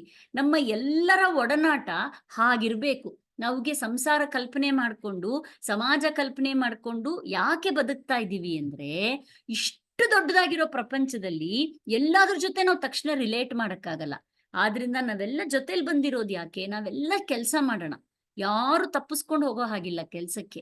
ಆದ್ರೆ ನಾನ್ ಖಂಡಿತ ಈ ಒಂದು ಮಾರ್ಗದಲ್ಲಿ ಮಕ್ಕಳನ್ನ ಹೊಡಿಬೇಕು, ಬಡಿಬೇಕು. ಏನು, ನನಗೇನೋ ಒಂದು ಪೊಲೀಸ್ ಕೆಲಸ ಇರಬಹುದು ಅಥವಾ ಟೀಚರ್ ಕೆಲಸ, ಯಾವ್ದೋ ಒಂದು ಹುದ್ದೆಲಿರ್ತೀವಿ, ಖಂಡಿತ ದಂಡಿಸ್ಬೇಕು. ಆದ್ರೆ ಅದರ ಉದ್ದೇಶ ಏನು, ನನ್ನ ದಂಡನೆಯಿಂದ ಅವರು ಒಳಗಡೆ ಇರುವಂತಹ ಶಕ್ತಿ ದೊಡ್ಡದಾಗ್ತಾ ಇದೆಯಾ, ಅದು ಗುರಿ ಇರ್ಬೇಕು ನಮಗೆ. ಅಲ್ಲಿ ಶಕ್ತಿ ದೊಡ್ಡದಾಗ್ತಾ ಇಲ್ಲ, ನನ್ನಿಂದ ಅವ್ರು ದೂರ ಹೋಗ್ತಾ ಇದ್ದಾರೆ, ಅಥವಾ ಅವರಿಗೆ ಕಾನ್ಫಿಡೆನ್ಸ್ ಕಡಿಮೆ ಆಗ್ತಾ ಇದೆ ಅಂದ್ರೆ, ಅಲ್ಲಿಗೆ ನಾನು ಹುಡುಕಿರುವಂತಹ ಮಾರ್ಗ ತಪ್ಪು. ಆಗ್ಲೇ ನಮಗೆ ಎಲ್ಲಾ ತರದ ಯೋಗ ಬೇಕು, ಕರ್ಮಯೋಗ ಬೇಕು, ಭಕ್ತಿ ಯೋಗ ಬೇಕು. ಆಗ್ಲೇ ಕೃಷ್ಣ ಹೇಳ್ತಾನೆ, ಅವರಿಗೆ ಹೇಗೆ ಬುದ್ಧಿ ಮುಟ್ಟಿಸ್ಬೇಕೋ ನಾನ್ ಕೊಡ್ತೀನಿ, ಯೋಚನೆ ಮಾಡ್ಬೇಡ, ನೀನ್ ಮಾಡು. ದಂಡನೆ ಕೊಡ್ಬೇಕು ಮಕ್ಕಳಿಗೆ. ಯಾಕೆ ಕೊಡ್ಬೇಕು, ನಾವು ದಂಡಿಸ್ಲಿಕ್ಕೆ ಹೋಗಕ್ಕೂ ಮುಂಚೆ ನಾವೊಂದು ಸಂಕಲ್ಪ ತಗೊಳ್ಬೇಕು. ಪರಮಾತ್ಮ, ನಿನ್ನ ಮಗು ಅದು, ನೀನ್ ಸೃಷ್ಟಿಸಿದಂಥದ್ದು, ನನಗೊಂದು ಕೊಟ್ಟಿದ್ಯಾ ಆಪರ್ಚುನಿಟಿ, ನಾನೂ ಕೂಡ ಆ ಮಗು ಜೊತೆ ಬೆಳಿತೀನಿ. ಯಾಕೆ, ನಂದು ಎಜುಕೇಶನ್ ಮುಗ್ದಿಲ್ಲ, ನನಗೂ ಗೊತ್ತಿಲ್ಲ. ಅಹಮಸ್ಮಿ ನಿತ್ಯ ಶುದ್ಧ ಬುದ್ಧ ಮುಕ್ತ ಸ್ವರೂಪ ಆತ್ಮ ಸರ್ವಾತ್ಮ ಸರ್ವಜ್ಞ ಅಂತ ನಾನು ಅನ್ಕೊಳ್ತೀನ ನನ್ನ ಬಗ್ಗೆ, ನನಗೂ ಗೊತ್ತಿಲ್ಲ. ನಾನೂ ಕೂಡ ನಿನ್ನ ಹುಡುಕಕ್ಕೆ ಬಂದಿದ್ದೀನಿ, ನಾನು ನಿನ್ನನ್ನು ಹುಡುಕ್ತೀನಿ, ಹುಡುಕೋದು ಹೇಗೆ ಕಲಿತೀನಿ. ನನ್ನಲ್ಲಿ ಇದೆಯಂತೆ ನೀನು, ಆ ಶಕ್ತಿ ಕಂಡುಕೊಳ್ತೀನಿ. ಈ ಮಗು ಒಂದು ಸಾಧನೆ ನನಗೆ. ಆದ್ರಿಂದ ನನ್ ತಪ್ಪು ಮಾಡ್ತಾ ಇದ್ದಾಳೆ, ಏನಕ್ಕೆ ಅಂತ ನನಗೆ ಗೊತ್ತಿಲ್ಲ, ನೀನ್ ಅವಳಲ್ಲಿ ಕೂತಿದೀಯ ಬುದ್ಧಿನಲ್ಲಿ, ನಾನು ಹೋಗಿ ದಂಡಿಸ್ತೀನಿ ಈಗ. ಆದ್ರೆ ಅವಳ ಬುದ್ಧಿನಲ್ಲಿ ಕೂತ್ಕೊಂಡು ಅಥವಾ ಅವನ ಬುದ್ಧಿನಲ್ಲಿ ಕೂತ್ಕೊಂಡು ಪ್ರಚೋದನೆ ಮಾಡು. ಧಿಯೋ ಯೋನಃ ಪ್ರಚೋದಯಾತ್, ನನ್ನ ಬುದ್ಧಿನ ನಿನ್ ಕಡೆ ಪ್ರಚೋದನೆ ಮಾಡು. ಇದಿರ್ಬೇಕು ನಮಗೆ ಗೋಲು. ಮತ್ತೇನು, ನಮ್ಮಲ್ಲಿ ಇನ್ನೊಂದಿದೆ ಇನ್ಸ್ಟ್ರೂಮೆಂಟು, ಎಲ್ಲಾ ತರದ ಭಾವನೆ ಬರುತ್ತೆ. ಆ ಭಾವನೆಗಳನ್ನ ಬ್ಯಾಲೆನ್ಸ್, ಅದನ್ನೇ ಪ್ರತಿ ಹಂತದಲ್ಲಿ ಹೇಳ್ತಾನೆ ಕೃಷ್ಣ. ವೀತರಾಗ ಭಯ ಕ್ರೋಧಾಹ, ವೈರಾಗ್ಯ ಬೆಳೆಸ್ಕೋ. ವೈರಾಗ್ಯ ಅಂದ್ರೆ ಏನೆಲ್ಲ ಬಿಟ್ಟು ಓಡೋಗೋದಲ್ಲ ವೈರಾಗ್ಯ. ಎಲ್ಲ ಇರ್ಬೇಕಾದ್ರೆ ಬ್ಯಾಲೆನ್ಸ್ಡ್ ಆಗಿ ಹೇಗಿರ್ತೀನಿ, ಯಾವ್ದಕ್ಕೂ ಅಂಟ್ಕೊಳ್ದಲ್ಲೇ ಇರಂಗೆ. ನಾವು ಮಕ್ಳಿಗೆ ಅದೇ ಹೇಳ್ಕೊಡ್ಬೇಕು. ಆ ಮಗು ಹೀಗ್ ಮಾಡ್ತು, ಫ್ರೆಂಡ್ ಹೀಗ್ ಮಾಡಿದ್ಲು, ಅವ್ರು ಹೀಗ್ ಮಾಡಿದ್ರು, ಇವ್ಗೆ ಹೀಗ್ ಮಾಡಿದ್ರು, ಎಲ್ಲಾ ತರದ ಕಂಪ್ಲೇಂಟ್ಸ್ ಬರುತ್ತೆ. ಅದೇ ಗೋಲ್ಡನ್ ಆಪರ್ಚುನಿಟಿ ನಾವು ಅವ್ರಿಗೆ ಬೆಳೆಸಕ್ಕೆ. ನಾವೇನ್ ಹೇಳ್ಬೇಕು, ನಿನ್ನ ಮುಂದು ಏನ್ ನಡೀತಾ ಇದೆ ಅದು ಮುಖ್ಯ ಆಗತ್ತೆ. ನೀ ಲೈಸೆನ್ಸ್ ಕೊಡ್ತಾ ಇದೀಯಾ ಇನ್ನೊಬ್ರಿಗೆ ನಿನ್ನ ಭಾವನೆ ಜೊತೆ ಆಟ ಆಡಕ್ಕೆ. ಯಾಕೆ? ನಿನ್ನ ಭಾವನೆ ಯಾರಿಗೆ ಸೀಮಿತ? ಪರಮಾತ್ಮನಿಗೆ ಸೀಮಿತ. ನೀನ್ ಏನೇ ಮಾಡ್ತೀಯೋ ಅದನ್ನ ಮಾಡು. ನಿನ್ನೊಳಗಡೆ ಇರುವಂತಹ ದಿವ್ಯ ಶಕ್ತಿ ಜಾಸ್ತಿ ಆಗ್ಬೇಕು. ಮೂರನೇ ಇನ್ಸ್ಟ್ರೂಮೆಂಟ್ ಅದೇ, ಏನದು? ನಮ್ಮಲ್ಲಿ ಥಾಟ್ಸ್ ಬರುತ್ತೆ, ಭಾವನೆ, ಇದು ಚಿಂತನೆಗಳು ಬರುತ್ತೆ, ವಿವೇಕ ಜಾಸ್ತಿ ಆಗ್ಬೇಕು. ಏನೇನ್ ನಮಗೆ ಪರಮಾತ್ಮ ಕರುಣಿಸಿದಾನೋ ಪ್ರತಿಯೊಂದ್ರ ಮೇಲೂ ನಮಗೆ ರೆಸ್ಪೆಕ್ಟ್ ಜಾಸ್ತಿ ಆಗ್ಬೇಕು. ಅದು ಜಾಸ್ತಿ ಆಗ್ತಾ ಇದೆಯಾ ಮಕ್ಕಳಲ್ಲಿ ಅಂತ ನೋಡೋಣ. ನಮ್ಮಲ್ಲಿ ಇವತ್ತು ಏನಂತಾರೆ, ಅಫ್ಲುಯೆನ್ಸ್, ದುಡ್ಡು ಅಥವಾ ಒಂದು ಕಂಫರ್ಟ್ ಝೋನ್ ಜಾಸ್ತಿ ಆಗಿ ಎಲ್ಲಾ ಕೆಲ್ಸನೂ ಕೊಂಡ್ಕೊಳಕ್ಕಾಗತ್ತೆ ಅನ್ನೋದೊಂದು ಬರ್ತಾ ಇದೆ.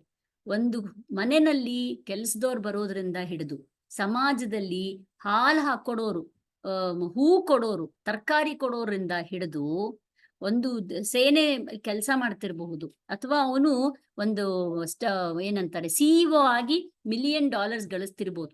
ಎಲ್ರಿಗೂ ಕೂಡ ಅವರ ಕರ್ತವ್ಯದಿಂದ ಅವರಿಗೆ ಇರೋಂತಹ ಗೌರವ ನಾವು ಸಲ್ಲಿಸ್ಲೇಬೇಕು. ಇದೇ ನಾವು ಕೊಡ್ಬೇಕು. ಇದನ್ನ ನಾವು ಕೊಡ್ತಾ ಇದ್ದೀವಿ ಅಂದ್ರೆ ನಮ್ಮಲ್ಲಿ ಕನ್ಫ್ಯೂಷನ್ ಬರಲ್ಲ.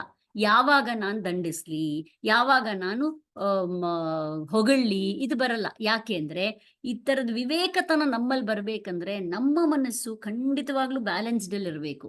ನಾನು ಅಲ್ಪ ಸ್ವಲ್ಪ ಆಸೆಗೆ ಒಳಗಾಗ್ಬಿಟ್ರೆ ನನಗೆ ಗೊತ್ತಿಲ್ಲ ನನ್ ಮಗು ಯಾಕೆ ಚೆನ್ನಾಗಿ ಓದ್ಬೇಕು ಅಂತ. ನನಗೆ ಗೊತ್ತಿಲ್ಲ ಎಕ್ಸಾಮ್ ಆದ್ಮೇಲಿಂದ ಒಳ್ಳೆ ಸರ್ಟಿಫಿಕೇಟ್ ಒಳ್ಳೆ ಕೆಲಸ ಸಿಕ್ಬಿಟ್ರೆ ಜೀವನ ಚೆನ್ನಾಗಿರುತ್ತಾ, ಹೇಗ್ ಗೊತ್ತು ನನಗೆ? ಯಾವ್ದು ತಗೊಂಡ್ರೆ ಜೀವನ ಚೆನ್ನಾಗಿರುತ್ತೆ, ಯಾವ್ದು ಬಯಸಿದ್ರೆ ಭದ್ರತೆ ಇರುತ್ತೆ ಅನ್ನೋದು ನಮಗ್ ಕ್ಲಾರಿಟಿ ಇದ್ದು ಬಿಟ್ರೆ ನಮಗೆ ರೋಡ್ ಚೆನ್ನಾಗಿರುತ್ತೆ. ಆ ಕ್ಲಾರಿಟಿ ಬರೋ ತನಕ ನಮ್ಮಲ್ಲಿ ಬುದ್ಧಿಗೆ ಪ್ರಧಾನವಾಗಿರೋದು ಈ ದೈವಿ ಶಕ್ತಿ. ದೈವಿ ಶಕ್ತಿ ಅಂದ್ರೆ ಯಾವುದು? ನಾವೇನ್ ಪಂಚಮಹಾಭೂತ ತಗೊಳ್ತಾ ಇದೀವೋ ಒಳಗಡೆಗೆ, ಅದರಿಂದ ಪುನಃ ನಮಗೊಂದು ಪ್ರಚೋದನೆ ಆಗತ್ತೆ. ಆ ಪ್ರಚೋದನೆ ಯಾವಾಗ್ಲೂ ಪಾಸಿಟಿವ್ ಆಗಿರ್ಬೇಕು.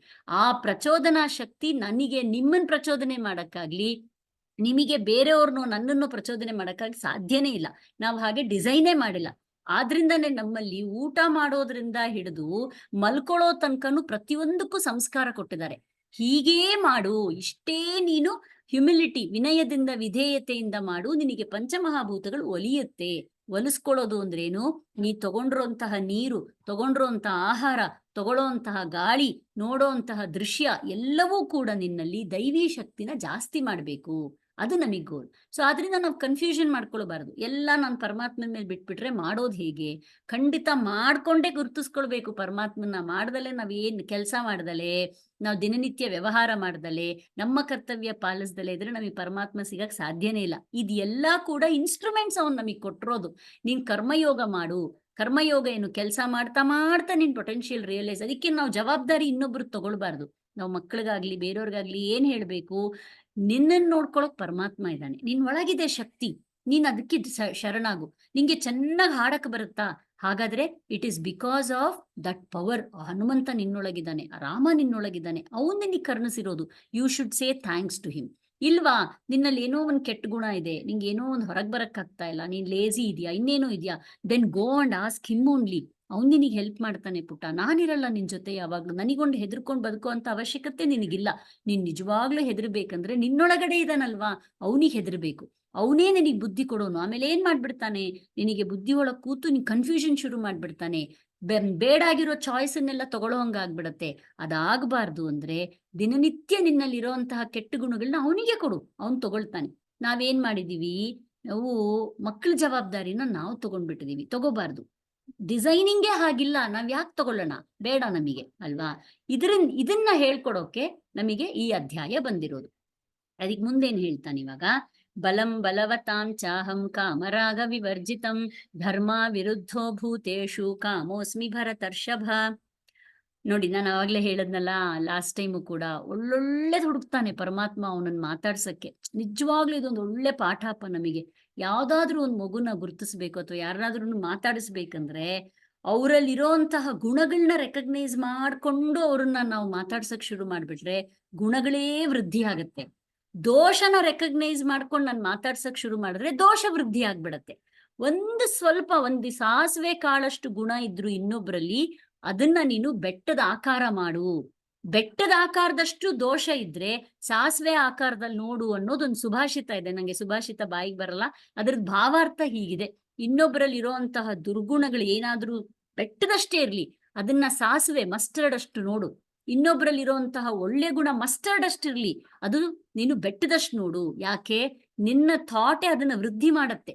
ನಿನ್ನ ಥಾಟ್ ಅನ್ನೋದು ಎಷ್ಟು ಪವರ್ಫುಲ್ ಅಂದ್ರೆ ಆ ಗುಣಗಳು ಅವರಲ್ಲಿ ಜಾಸ್ತಿ ಮಾಡತ್ತೆ. ಇಲ್ಲಿ ಭರತರ್ಷಭ ಅಂತ ಕರೀತಾನೆ ಪರಮಾತ್ಮ ಅವನನ್ನ. ಭರತ ವಂಶದಲ್ಲಿ ಹುಟ್ಟಿರುವಂತಹ ಋಷಭ ಅಂದ್ರೇನು? ಪವರ್ಫುಲ್ ಎತ್ತು. ನೀನು ಎಷ್ಟು ಸ್ಟ್ರಾಂಗ್ ಅಂದ್ರೆ ಅರ್ಜುನ, ನೀನ್ ಏನ್ ಅನ್ಕೊಂಡಿದ್ಯಾ? ಭರತ ವಂಶದಲ್ಲೇ ನೀನು ಋಷಭ ಇದ್ದಂಗೆ, ಏಳು ಮೇಲೆ ಅಂತ ಹೇಳ್ದಂಗೆ. ಅದಕ್ಕೆ ನಾನೇನಾಗಿದ್ದೀನಿ ಗೊತ್ತಾ? ನಾನು ಅಂದ್ರೆ ಇಲ್ಲಿ ಮತ್ತೆ ನಾವು ಕೃಷ್ಣನ್ ಕಲ್ಪನೆ ಮಾಡ್ಕೊಳ್ಬಾರ್ದು. ಜಗತ್ತಿಗೆ ಕಾರಣ ಆಗಿರುವಂತಹ ಪರಮಾತ್ಮ, ಯೂನಿವರ್ಸಲ್ ಕಾನ್ಶಿಯಸ್ನೆಸ್, ಎಲ್ಲದಕ್ಕೂ ಜೀವ ತುಂಬಿ ಅದರದ್ದು ದಿಕ್ಕಲ್ಲಿ ಏನ್ ನಮಗ್ ಬರ್ತಾ ಇದೆ ಶಕ್ತಿ, ಅದಕ್ಕೆ ಕಾರಣ ಆಗಿರುವಂತಹ ಪರಮಾತ್ಮ. ಅಹಂ, ನಾನೇನಾಗಿದ್ದೀನಿ ಗೊತ್ತಾ? ಎಲ್ಲಿ ಹುಡುಕಬೇಕು ನನ್ನನ್ನ ನೀನು, ಅಥವಾ ಎಲ್ಲೆಲ್ಲಿ ಪ್ರಕಟ ಆಗಿದ್ದೀನಿ ಅಂದ್ರೆ, ನೋಡಿ, ಹುಡುಕೋ ಅವಶ್ಯಕತೆನೇ ಇಲ್ಲ ನಮ್ಮಲ್ಲಿ. ಪರಮಾತ್ಮ ಎಲ್ಲಿದ್ದಾನೆ ಅಂತ, ಎಲ್ಲಿಲ್ಲ ಅಂತ ಕೇಳ್ಬೇಕು. ಬಲವತಾಂ, ಯಾರ್ಯಾರಲ್ಲಿ ಬಲ ಇದೆಯೋ, ಬಲಂ ಅಸ್ಯ ಅಸ್ತಿ, ಬಲವು ಇವನಲ್ಲಿ ಇದೆ, ಅವನು ಬಲವಾನ್. ಬಲವಾನ್, ಬಲವತೀ, ಬಲವತ್ ಅಂತ ಮೂರ್ಲಿಂಗದಲ್ಲೂ ಇದೆ.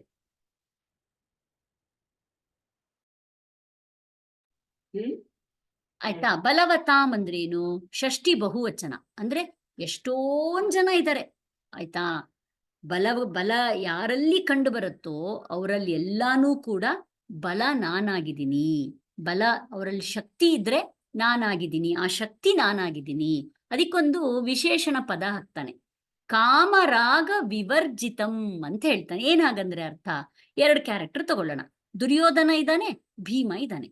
ದುರ್ಯೋಧನದಲ್ಲೂ ಸಿಕ್ಕಾಪಟ್ಟೆ ಬಲ ಇದೆ. ಏನ್ ವಿವರಣೆ ಕೊಟ್ಟಿದ್ದಾರೆ ವ್ಯಾಸರು ದುರ್ಯೋಧನನ ಬಗ್ಗೆ ಅಂದ್ರೆ, ಇನ್ಕ್ರೆಡಿಬಲಿ ಪವರ್ಫುಲ್ ಅವನು. ಭೀಮನ್ಗೂ ಹಾಗೆ ಇದೆ.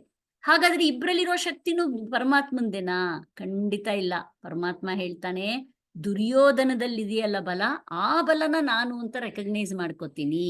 ನನ್ನಲ್ಲಿರೋ, ಈಗ ಹೇಗೆ ಅಂದ್ರೆ, ನಮ್ಮಲ್ಲಿ ಒಂದು 10,000 ರೂಪಾಯಿ ತಗೊಳ್ತಾರೆ, ನನ್ನ ಹತ್ರ ಸಾಲ ಪಡ್ಕೊಂಡು ಹೋಗ್ಬಿಟ್ಟು ಅದನ್ನ ನಾನು 100 ಜನನ್ ಸಾಯಿಸ್ತೀನಿ ಅಂತ ಬಳಸ್ಕೊಂಡ್ರೆ ನೀವು ರೆಕಗ್ನೈಸ್ ಮಾಡ್ಕೋತೀರಾ ಅಂತವ್ರ ಜೊತೆಗೆ?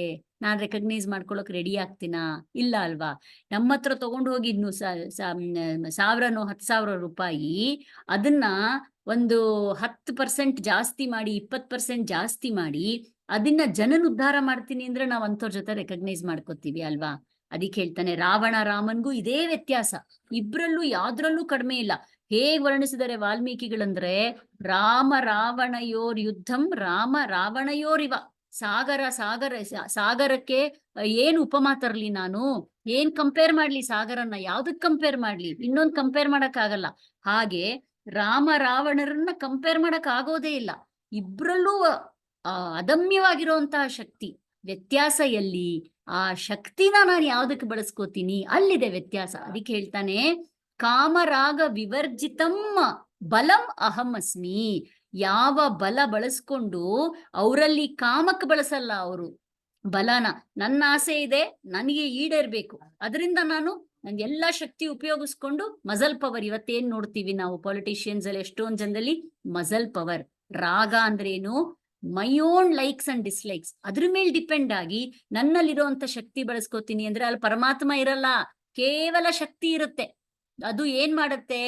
ನನ್ನನ್ನೂ ಹಾಳು ಮಾಡತ್ತೆ, ನನ್ನ ಸುತ್ತ ಇರೋರ್ನಲ್ಲೂ ಹಾಳು ಮಾಡತ್ತೆ. ಇದರಿಂದ ನಮಗೆ ಅರ್ಥ ಆಗ್ಬೇಕೇನಂದ್ರೆ, ಕೇವಲ ಶಕ್ತಿ, ಕೇವಲ ಶಕ್ತಿ, ದುಡ್ಡು, ಮೆಟೀರಿಯಲ್ ಥಿಂಗ್ಸ್, ಅದು ಒಂದೇ ಇದ್ದು ಬಿಟ್ರೆ ಅದು ನಮ್ಮನ್ನ ನಡ್ಸಲ್ಲ. ಅದ್ರ ಜೊತೆಲಿ ಪರಮಾತ್ಮ ಇರ್ಬೇಕು. ಅವಾಗ್ಲೇ ಅದು ನಮಗೆ ಸದ್ಗತಿ ತಂದು ಕೊಡುತ್ತೆ. ಅಂತಹ ಬಲ ನಾನಾಗಿದ್ದೀನಿ ಭರತರ್ಷಭ. ಭೂತೇಶು ಎಲ್ಲ ಭೂತಗಳಲ್ಲಿಯೂ ಧರ್ಮ ಅವಿರುದ್ಧ ಕಾಮ ಅಹಮಸ್ಮಿ ಅಂತಾನೆ. ಎಲ್ಲದ್ರಲ್ಲಿರುವಂತಹ ಕಾಮ, ನಮ್ದ್ರಲ್ಲಿ 4 ಮೈಲ್ ಸ್ಟೋನ್ಸ್ ಇಟ್ಟಿದ್ದಾರೆ ಜೀವನಕ್ಕೆ: ಧರ್ಮ, ಅರ್ಥ, ಕಾಮ, ಮೋಕ್ಷ ಅಂತ. ಆಸೆ ಇಲ್ದಲೇ ಇದ್ರೆ ಅವನು ಅಚೇತನ. ನಮ್ಮಲ್ಲಿ ಅಚೇತನಕ್ಕೆ ಇಲ್ಲೇ ಇಲ್ಲ ಗೊತ್ತಾ, ಆದ್ರೂ ಲೈಫ್ಲೆಸ್ ಇದೆ ಅನ್ಕೊಂಡ್ರು ಆಸೆ ಇಲ್ಲ ಅಂದ್ರೆ ಅವ್ನು ಲೈಫ್ಲೆಸ್ ಆಗ್ಬಿಡ್ತಾನೆ. ಆಯ್ತಾ? ಅದಕ್ಕೆ ನಮ್ದ್ರಲ್ಲಿ ಏನ್ ಮಾಡಿದ್ದಾರೆ, ಈ ಜಗತ್ತು ಏನ್ ನಿನಗ್ ತೋರ್ತಾ ಇದೆಯಲ್ಲಪ್ಪ ಅದೆಲ್ಲ ಕೂಡ ಸತ್ಯ ಕಾಮ ಆಗಿದೆ ಅಂತ ಹೇಳ್ತಾರೆ. ಅಂದ್ರೇನು? ಪರಮಾತ್ಮ ನಿತ್ಯ ಕಾಮ, ಅವನೇನ್ ಬಯಸ್ತಾನೋ ಅದಾಗತ್ತೆ. ಪರಮಾತ್ಮ ಬಯಸಿರೋದನ್ನ ಕೊಡಕ್ಕೆ, ಬಯಸಿರೋದು ಅಂದ್ರೆ ಏನ್, ಇಷ್ಟಪಟ್ಟಿರೋದು. ಪರಮಾತ್ಮ ಏನ್ ಇಷ್ಟಪಟ್ಟಿದಾನೋ ಅದನ್ನ ಕೊಡ್ಲಿಕ್ಕೋಸ್ಕರ ಸೃಷ್ಟಿ ಮಾಡಿದಾನೆ ಈ ಒಂದು ಪ್ರಪಂಚನ. ಪ್ರಪಂಚ ಎಲ್ಲ ಕಾಮಮಯ. ಆ ಕಾಮ ಯಾದಿಗ್ ಬಳಸ್ಕೊಳ್ಬೇಕು? ಧರ್ಮ ಅವಿರುದ್ಧ. ಧರ್ಮ ಅಂದ್ರೆ ಸಸ್ಟೆನೆನ್ಸ್, ಬ್ಯಾಲೆನ್ಸ್. ನಾವು ತಪ್ಪು ತಿಳ್ಕೊಳ್ಬಾರ್ದು. ಧರ್ಮ ಅಂದ್ರೆ ರಿಲಿಜಿಯನ್ ಅಲ್ಲ. ಯಾವ ಒಂದು ಕ್ರಿಯೆಯಿಂದ ನಾನೂ ಉದ್ಧಾರ ಆಗ್ತೀನಿ, ನನ್ನಲ್ಲಿರೋಂತಹ ಸಂಸಾರ ಉದ್ಧಾರ ಆಗ್ತಾರೆ, ಈ ಒಂದು ಸಮಾಜ ಉದ್ಧಾರ ಆಗತ್ತೆ, ಈ ಒಂದು ರಾಷ್ಟ್ರ ಉದ್ಧಾರ ಆಗತ್ತೆ, ಅದನ್ನೂ ಮುಂದೆ ಹೋಗಿ ಪ್ರಕೃತಿ ಉದ್ಧಾರ ಆಗತ್ತೆ, ಆ ಇಡೀ ಪ್ರಪಂಚ ಉದ್ಧಾರ ಆಗತ್ತೋ ಅಂತಹ ಕೆಲಸ ಧರ್ಮ ಕೆಲಸ. ಅಂತಹ ಭಾವನೆ ಧರ್ಮ ಭಾವನೆ, ಅಂತಹ ಥಾಟ್ ಧರ್ಮ ಥಾಟ್. ಇದು ಬಿಟ್ರೆ ಇನ್ನೇನಿಲ್ಲ ನಮ್ಮಲ್ಲಿ. ನಾವು ಒಂದು ಕೆಲಸ ಮಾಡ್ತೀವಿ, ಇಲ್ಲ ಭಾವನೆ ಮಾಡ್ತೀವಿ, ಇಲ್ಲ ಅಂದ್ರೆ ಯೋಚನೆ ಮಾಡ್ತೀವಿ. ಇದು ಎಲ್ಲವೂ ಕೂಡ ನನ್ನ ಲೈಕ್ಸ್, ನನ್ನ ಡಿಸ್ಲೈಕ್ಸ್, ನನ್ನ ಕಂಫರ್ಟ್ ಅದ್ರ ಮೇಲೆ ಡಿಪೆಂಡ್ ಆಗ್ಬಾರ್ದು. ಯಾವ ರೀತಿ ನಡ್ಕೊಂಡ್ರೆ, ಯಾವ ರೀತಿ ಭಾವನೆ ಮಾಡಿದ್ರೆ, ಯಾವ ರೀತಿ ಚಿಂತನೆ ಮಾಡಿದ್ರೆ ಇದರಲ್ಲಿ ನಾನು ಬ್ಯಾಲೆನ್ಸ್ ತರ್ತೀನಿ, ಇದನ್ನ ಉದ್ಧಾರ ಮಾಡ್ತೀನಿ, ಅದು ಅದಕ್ಕೆ ಅವಿರುದ್ಧವಾಗದಲೇ ಇರುವಂತಹ ಕಾಮ ನಾನಾಗಿದ್ದೀನಿ ಅಂತ. ಎಲ್ಲಿ ಹುಡ್ಕೋಣ ನಾವು ಪರಮಾತ್ಮನ್? ಹಾಗಾದ್ರೆ ಎಲ್ಲೆಲ್ಲಿ ಈ ತರ ಕಾಮ ನಾವು ನೋಡಬಹುದು. ಎಷ್ಟು ಜನ ಈ ತರ ನಮ್ದ್ರಲ್ಲಿ ಬಂದು ಹೋಗ್ಬಿಟ್ಟಿದಾರೆ. ನಾವು ಅದಕ್ಕೆ ಅವ್ರಿಗೆಲ್ಲರಿಗೂ ಗುಡಿ ಕಟ್ಟಿಸಿ ನಾವು ಅವ್ರ ಪರಮಾತ್ಮ ಅಂತ ಕರೆದು ಬಿಡ್ತೀವಿ. ಸ್ವಾಮಿ ವಿವೇಕಾನಂದ ಗುಡಿ ಕಟ್ಟಿಸ್ಬಿಟ್ಟಿದೀವಿ. ಪರಮಾತ್ಮ ಯಾಕೆ? ಧರ್ಮ ಅವಿರುದ್ಧ ಕಾಮ ಇತ್ತು ಅವರಲ್ಲಿ. ನನ್ನ ರಾಷ್ಟ್ರ ಚೆನ್ನಾಗಾಗ್ಬೇಕು, ನನ್ನ ದೇಶ ಚೆನ್ನಾಗಾಗ್ಬೇಕು, ನನ್ನ ಮನುಕುಲ ಚೆನ್ನಾಗಾಗ್ಬೇಕು. ಏನಿತ್ತು? ಸ್ವಂತ ಏನಿದೆ? ಸ್ವಂತ ಇಲ್ದಲೇ ಇರೋಂತಹ ಕಾಮ ಏನಿದೆ, ನಾನು ಉದ್ಧಾರ ಆಗ್ತೀನಿ, ನನ್ನಂಗೆ 100 ಜನ ಉದ್ಧಾರ ಆಗ್ಬೇಕು, ಎಲ್ಲರಲ್ಲಿರುವಂತಹದ್ದು ಪರಮಾತ್ಮನ್ ಚೈತನ್ಯ. ಅದನ್ನ ಕಂಡ್ಕೊಳ್ಳೋಕೆ ನಾವೆಲ್ಲರೂ ಬಂದಿರೋದು.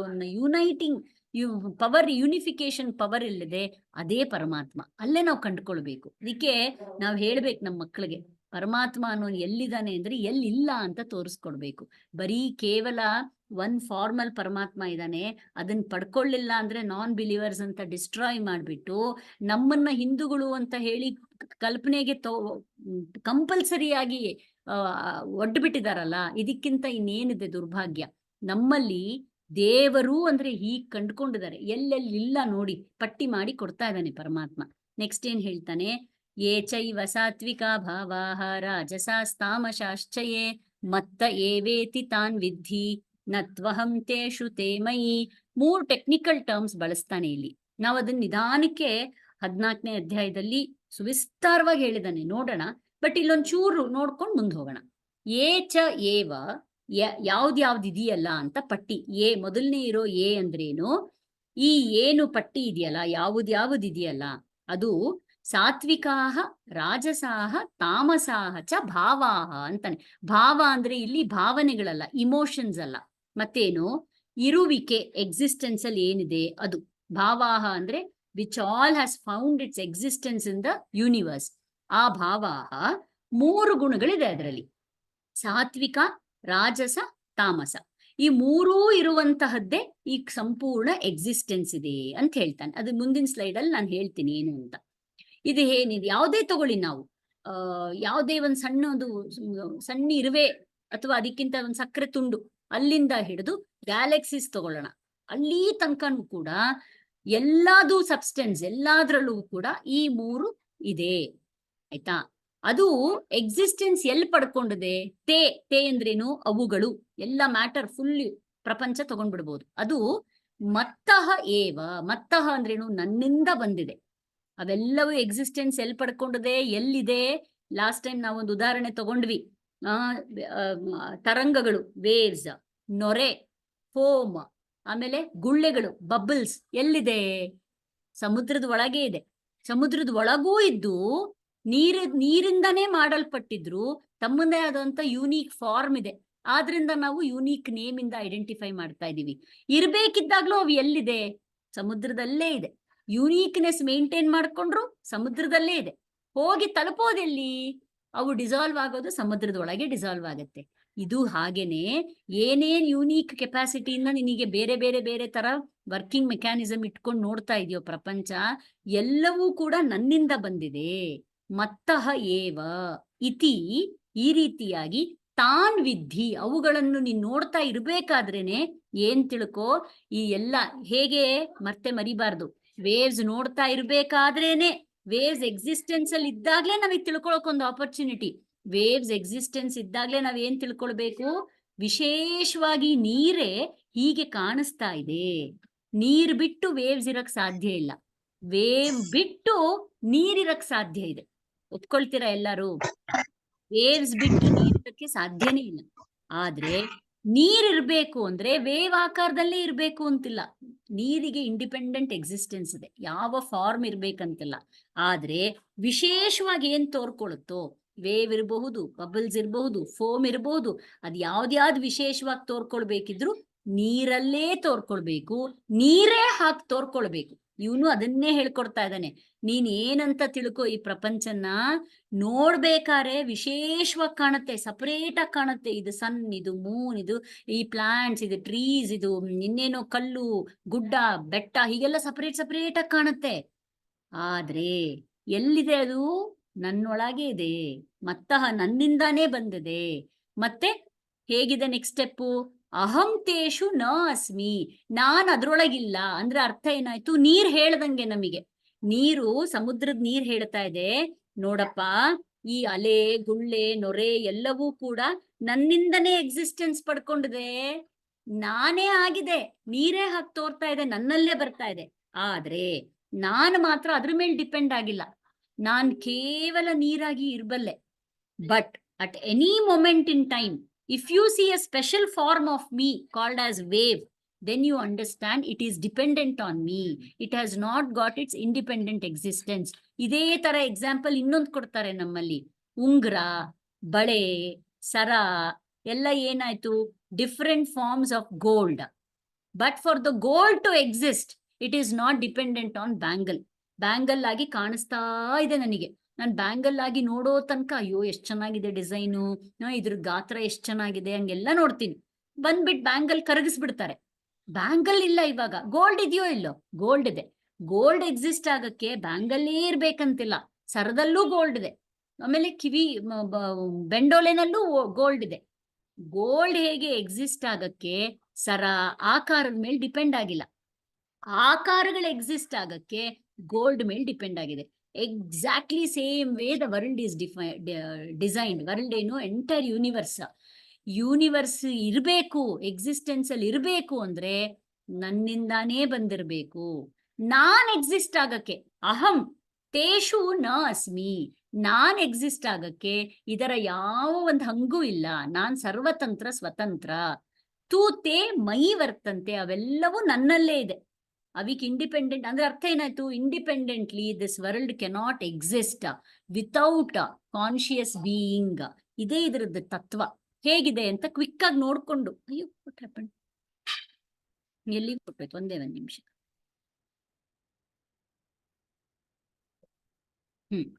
ಸೊ ಹೇಗೆ ಮೆಟೀರಿಯಲ್ ನಮ್ದ್ರಲ್ಲಿ ಸೈನ್ಸ್ ಹೇಗೆ ತೋರಿಸಿದ್ದಾರೆ ಅಂತ ನೋಡ್ಬಿಡೋಣ ನೆಕ್ಸ್ಟ್ ಸ್ಲೈಡ್ ಆದ್ಮೇಲೆ.